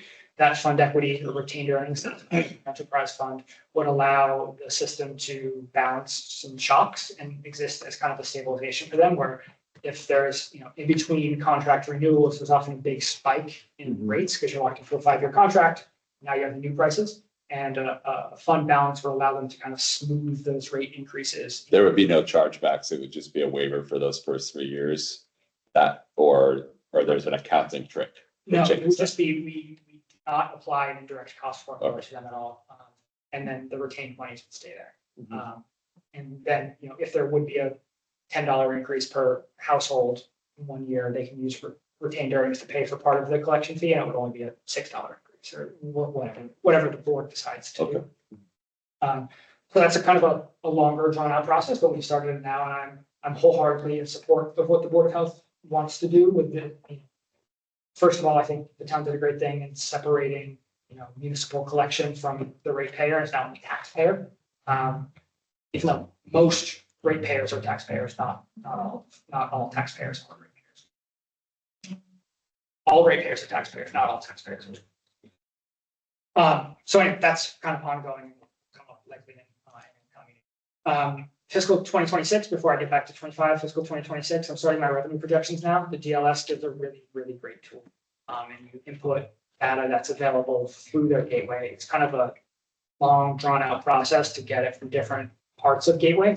And I'm probably 15 to 20% of the way through it. But in advance of my memo going out to folks, in advance of our fiscal 2026 budget processes, we'll have a pretty articulate revenue projection of what it looks like for years going forward. And it will also give you a retrospective in ways that you've experienced in like discrete ways, give it to you in one comprehensive way of, what new growth has looked like over certain years and things like that. And we're interviewing assistant treasurer collector positions on Tuesday. Excellent. So fiscal 2025, I wanted to go through, this is not going to be a fully fledged quarterly report like we'll likely have for quarter 2, but I wanted to go through some places where we're above, behind, and talk through a little bit of it. I said about miscellaneous expenses. We have a $5,000 recruitment, retention, and training budget within human resources, which is largely unspent or underspent year after year. So I want to work with HR to say what sort of, in both ends, recruitment and retention, and then just training pieces. How can we, up this and support staff? Our telephone internet budget is 34% spent, just over 25% through the year. So this is part of what Katie was working on before, of going through and identifying lines that are dormant that we don't need. We were paying $40 a month for being charged as a telephone line. The annex, when I called it, said please enter a valid number. And it's a former fax line for the planning department that they know. So we're paying $40. So going through each individual bill and really scrutinizing each month, I think we're paying for a lot of services that we don't need. So that's an ongoing effort as we go through an account payment process. Waste reduction, thank you. So it's an afternoon of Katie's time to spend, saves us $250 every month. Yeah. It's Well worth it. Our police salaries are tracking really well. 75% left in all those budgets, same with fire. So we're kind of on pace, including overtime for those. So that's where budgets can really get out of whack with public safety overtime, and we're trending well there. But also not expecting to see that boost in free cash Right. next time around. $70,000. Right. Exactly. Actually, they're trending a little bit better because police, I just thought of this, police and fires CBAs or MOAs have been agreed to and implemented, and they are receiving those COLAs. But the salary lines have not been fully funded, so actually probably 4% ahead of where. Police has spent over half the building maintenance budget already, so another reason to have a centralized account for them to come for small dollars, less than capital improvement plan items. They only have $14,000 and they've already spent over $7,000. Complicated building. The higher equipment line for for highways in trouble, but that's the general we guys talked about before, so remedied. COA doesn't have an equipment or replacement budget, so voted that in ARPA, so that takes care of that note there. So I missed what is it now? COA. Oh, COA, yeah, so. So, yeah, that takes care of that note there. The library has also spent half of their building maintenance budget. They have a $24,000 budget, and they spent 12 of it. There's some reporting quirks on salary. You said we've already spent half of Park's salary, so I think the additional hours for Park are being charged incorrectly. So as I was going through this, we need to drill down on that a little bit. I mean, don't they have a lot of summer employees? Yeah, Wouldn't that be? That's not the seasonal. Oh, okay, all right. So I think it's just illustrated for me why it's useful for, once a month or so, we go through every single. We spent 60% of our workers' compensation budget, so that's something that we may have to revisit in the spring. We've had a few cases. We only have a $26,000 budget for the year, so 1 or 2 cases can really take us out. So it's something we've got to monitor. And our Medicare costs are good right now, but we're going to see increases in the high single digits for next year. So we have to keep an eye on that. But generally, revenues besides some building maintenance stuff, expenditures besides some building maintenance stuff are in pretty good order. In terms of fiscal 25 revenue, biggest one is obviously real estate taxes. So we have a $19.6 million budget for real estate taxes this year. We've collected $4.7 million, which is 23.9% or something like that. So that's really good on trend. We've had $60,000 worth of last year's taxes paid this year, which we're always going to see that kind of fractional turnover, but we don't budget anything for last year's. We don't budget this year's. And there's about another $30,000 still outstanding from fiscal 24. Quarter, as you all likely know, quarter 1 and quarter 2 tax bills are estimated at 50% of what you paid prior fiscal year in taxes, and then Q3 and Q4 are the actual bills once we get our tax rate certified. So Q3 and Q4 go up a little bit, and collecting about 24% is a good number right now. Personal property revenue, largely in utilities. There's been a law change that I don't quite understand the outcome of for us regarding solar uses and what's considered personal property and what they do through payment in lieu of taxes. I think it ends up being a wash revenue wise, but we might have to categorize it differently. So it's a discussion I started with the assessor this morning. But I think it should be a net zero impact for us.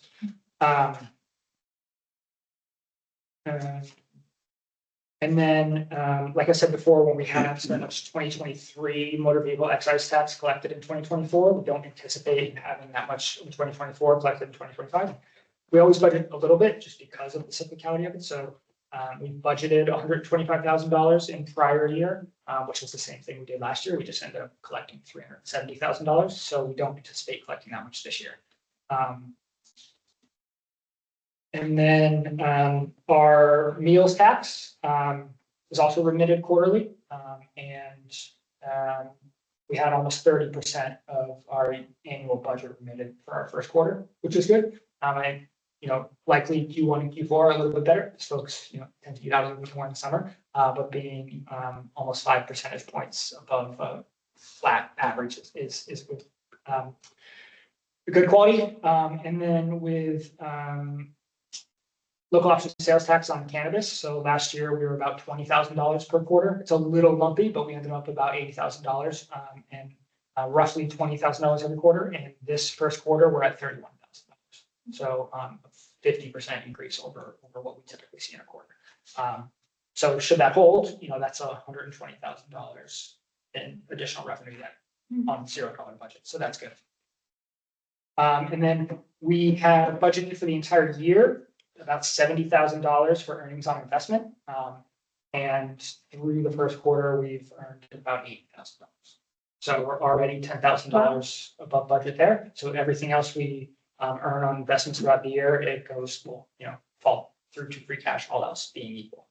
So that's already, trending a pretty good, budget for the whole year, just through the first quarter.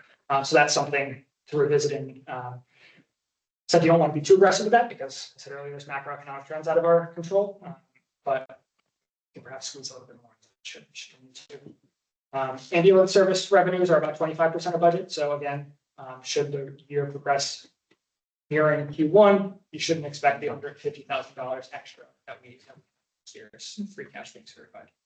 On the other hand, we've collected almost within $2,000 all of our $170,000 in building permit. So through one quarter, we have collected $167,000 on a budget of $170,000. This is because there's more building going on? That's also a little bit timing wise. It may be something, got a lot the first couple of weeks of July because of building season. There's a lot of idiosyncratic things here, Okay. but this is not marginal. This is kind of directional. Mm-hmm. So there's a lot of building going on and that benefits town.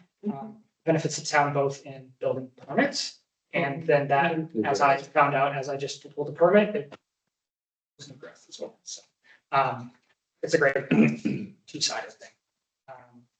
And that's kind of all I have on revenue. I just want to drive home the point. Don't expect $100,000 in additional revenue in ambulances and motor vehicles. Thank you for that. Great, yeah, thank you. That was. Very helpful. And as we get into, certifying the tax rate in Q3, that's really when we can see where our revenues are going to be on. But right now, generally trending well, not necessarily as well as last year, but there are a few areas, investment in earnings on investment and building permits that are really good. That's all. Okay, it's a lot, very thorough. All right, any questions for Jeremy before we move on? Okay. So just future agenda items, the select board policy review. I know some of you have been working offline on this. Yeah. When are we expecting to review? So this past Friday, I was on vacation and Katie ended up double booked with a sign person, which actually is part of the town hall punch list stuff around here. So as you guys didn't meet on Friday. Correct. Yeah, she asked if we could delay it and it didn't quite work for me. So I'm saying, let's just do this upcoming Friday. Yeah, great. So we're gonna meet again. Okay. This will be the last or second to last time. Okay. The smaller group. And then you'll send around a near final draft that we'll hopefully vote on in an upcoming meeting. Yeah. Like vote on the whole policy. The whole policy. Yeah. As a whole. On the bus. Yes, so I guess the one other thing that we have to do is, so we're going line by line, we're adjusting the language. One other thing that we have to not in there, is to be in there, add sections. Well, I think it will be a living document, right? That we will be, we or future boards will vote on probably annually typically. Is that the case or is it not quite annually? You can put it in your policy. So It might be worthwhile to you can say it's a. add that in Something at like that. least every 2 years or something. And do we have to do any legal review of this document or no, because it stays locally? Yeah, it's not. More guidelines than Okay. There's no penalty. It's the self-enforcement. right. Right, I think the penalty is that, there will be an expectation from the public and the Right, rest of right. the town staff. That any deviation from this approved policy should require some stated I rationale. think it's right. Yes. It would take, right, there would be like a trust. Yes. If we did not stick to it, but probably not legal ramifications. So. But I mean, I think that gives the flexibility, right? Because it won't be legally binding. We're not at risk with setting the policy. If it turns out that we set a policy that is difficult for us to work with, that we can revise it without having to go through.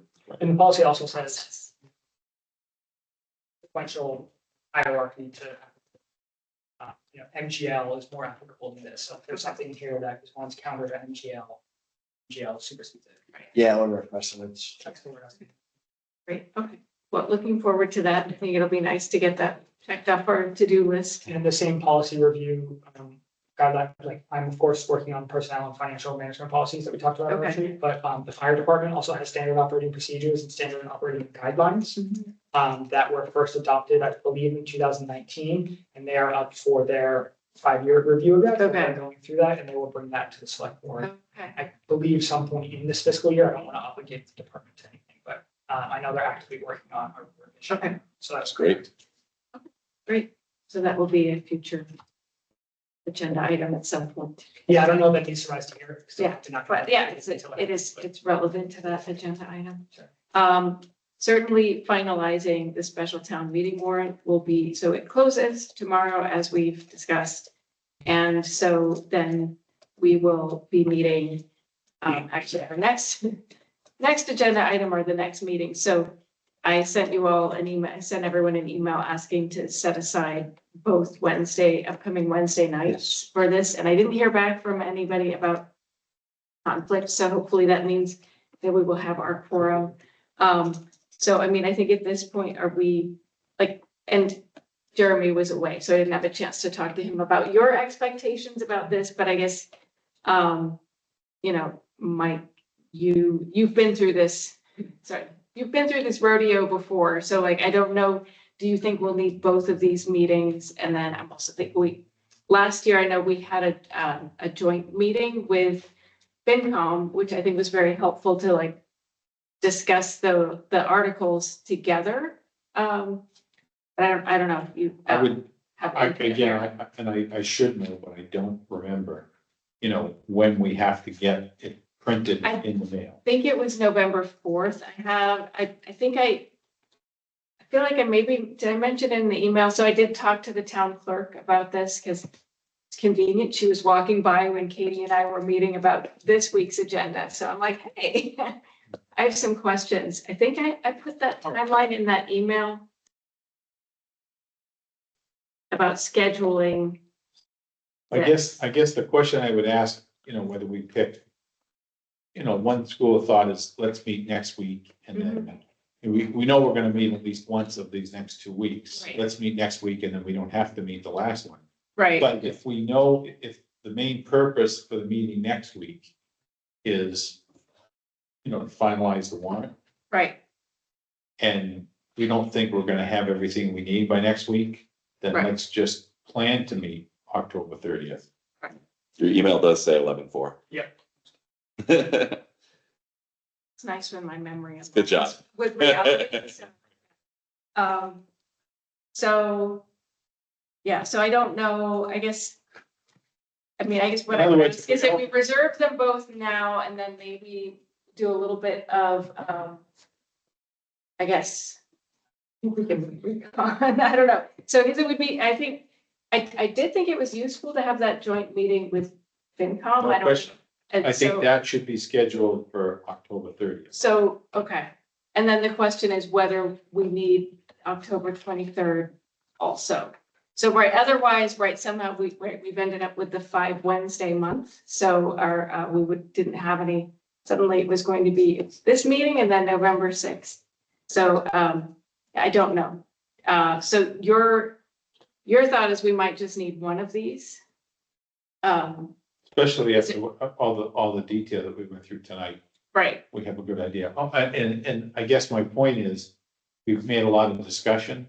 right, So the idea is, I think, Jeremy can pilot this and that knows what it is and really what we're talking about in numbers. I know I can have a better document, that's a better discussion on the 30th rather than turning Okay. this around. right. So I guess the question is there That's anything that came up that we need to do on the 23rd? Because I believe there was something that I saw in the email, something that we need to vote on. And I guess the question is like, what is the urgency for that? And if, like, we could always do just a quick remote meeting, if that's something. Now I'm totally blanking on what it was. 100% willing to do that.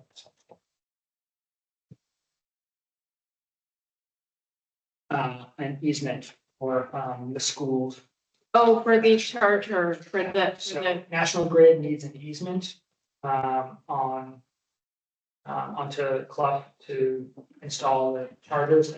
It's in addition to the previous motion that we gave approving it. Which was an amendment to they were altering the property, and that was granting that. okay, And this is granting an easement to National Grid to be able to do that. okay. And now that I say this out loud, it's an easement, which I believe requires town meeting. Currently.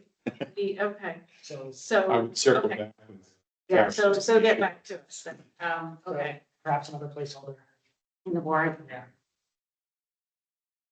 Well, conveniently, that's coming up soon. What's that? What about the Route 16 easements that we granted weeks ago? Oh, to. To pass that. Oh, Well, I think because of the circumstances, the easement is being granted to the state. Yeah, I thought those were special. Yeah, they are special. And some of them are takings. Yeah, I think it's true. Right. It's a different animal. Okay, okay. just checking. So it's looking like we don't expect to need the meeting on October 23rd. And so I guess the hope would be that we could have a final walkthrough, potentially. I mean, would it make sense to have FinCom join us for that versus like? Yeah, my guess, my suggestion would be that if you can get this document put together, give it to the FinCom, so that they can have a meeting like we just had now. And then we reconcile everything on the 30th. And if there is anything still outstanding, then we voted on the 4th. But the idea is the FinCom has to make a recommendation on every one of these articles. So ideally, if we could meet them on the 30th. And the 30th would not be what you're saying is ideally it would not be the first time that they saw or discussed these. Right. Right, so you tell them, okay, we just met. You can get your document together and say, look, we're gonna have a meeting on the 30th, suggest they meet next week. And you have whatever you can have by then, And FinCom just recommends financially related. financial related. Which is going to be a lot this time, Right. so. And anything to do with money, and they need to be reminded that it's only the financial aspect of it. And so this is a procedural question with appropriation of free cash. That ends up being one article, but multiple motions for each appropriation. Is that your recollection or are they separate articles? No, what happens is each different movement is its own article. So in other words, there's one article to put money in stabilization, another article to put money in FinCom reserve, another article for. Right, so all you have is, and one of the documents that we always make sure that the FinCom chair that we have available is a spreadsheet. Right. That actually shows us, at the beginning of the meeting, here's our current fund balances. This is what we have stable. In other words, all your funding sources and all your favorite. Will any of these be eligible for, and I'm blanking on the term where we bundle a bunch of the. Consent calendar. Consent calendar. I don't think so because it's a special. Okay, Usually the consent calendar is for housekeeping things that we do every year. okay, And a special meeting is because we have special things that we need to get done. Not the same thing we do there may be things we do every year. right, but they don't, right, Including yeah. having special town meeting. Exactly. But it's special every year. Okay, all right, So I will provide FinCom with this sort of stuff. I'll talk to them and likely join their meeting next week to talk. Yeah, that's my, and leave it up to Mike Craig or Right. however he wants to. But I'm just thinking about some of the some of the usual cast of characters and the questions that they have. Yeah, and we've been promising to keep them up to date, not to surprise them. But in a perfect world, and my pet peeve was always that the FinCom seemed to always have to meet just before the meeting to make final recommendations. And that's never a good thing, Yeah. because a lot of times They feel pressure. right, and they do it. You mean on the day, like the day of the Oh, meeting, yeah. when they're doing the Yeah. hour before? Yeah, what Yeah, happens is it almost makes it meaningless. yeah, I So agree. this way, like I said, that we're in a good place here because we've Right. just gone through all of this. Now you can go back through and, you know, show them the money piece, look, Right. and I would recommend you give them those same memos you went over with us with why we have all this money, where it came from and what we want to do with it, and this is what we want to spend it. And I was, So they can go through it, and digest it on their own next week. Then we get together in 2 weeks, right? as long as there aren't a lot of surprise, articles added tomorrow before the warrant closes, so maybe. Well, they if can't there's be. a flood of things. It can't be. It can't be, because, again, you need 100 signatures. I'm just saying, like, because, I don't expect it, but Are you working on some hypothetically, stuff? somebody could be like out there stealthily. gathering Well, then all signatures. that's right. Just have to Right. meet next week. Just, yeah, so if, in the event that happens, yeah. I mean, of course, the interesting thing is, if that is the way it comes up, we don't have any say in it anyways. Right. It's just on there. So, Okay. so That's- however it's on. But I guess if there are any boards or committees that submit something tomorrow that have not already been in communication with us. Mhm. But it seems like, given that we now have our, we are liaisons, I think we're not expecting those surprises. So. Right. I guess do you expect surprises? Yeah. I don't know. Along that line, I actually gave, Mike Fitzpatrick, a call, and told him that I was the new liaison. So he sent me copious amounts of stuff. Oh, great. I think I saw that they're meeting tomorrow, the BBT school Yeah. committee. Yeah, I think so. Yeah, because so I was just looking to see, I'm like, do I have a meeting tomorrow night? So, Yeah. like, And apparently he is retiring this year. oh, Wow, Yeah. that's a big deal. Yeah. I miss his enthusiasm. Yeah. I did have on the one article, I had an email from Anne earlier. I meant to bring up that she attached 4 articles. We had placeholders from Anne okay. So there are 4, okay.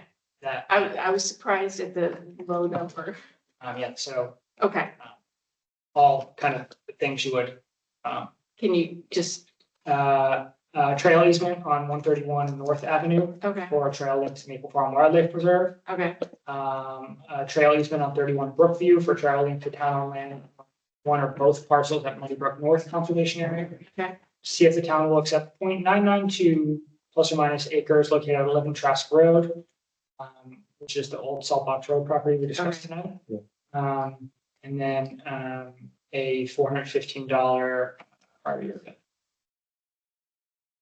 all right, great, so. Thank you. Okay, so just next meetings, so it sounds like we can strike the 23rd off unless something unexpected comes up. Sure. And so we will plan on meeting on the 30th. And then our usual November 6th meeting. So on the 30th, we will finalize the warrant so that it can be mailed out by the 4th, if not sooner, but. And then, yes, then we'll meet We're gonna it. use the new mail, oh no, What's that? I was gonna say we use the new mail machine, but that's a year from now. I'm not sure, probably. It might be an insert in the free press. Yeah, if we can. I think if Yeah, that the is- timing, I know Katie was starting to look. Yeah, that's what I'll to have the printer kind of streamline everything, so that Right. they don't actually come here. Right, and those inserts are relatively inexpensive because that's already going out to every house. Okay. Anything else that's not on here? So I would entertain a motion to adjourn. So moved. Second. Any discussion? All right, all in favor? Aye. Right, opposed? Right, so, all right. Meeting is adjourned at 9:45. Have a great night. Didn't have any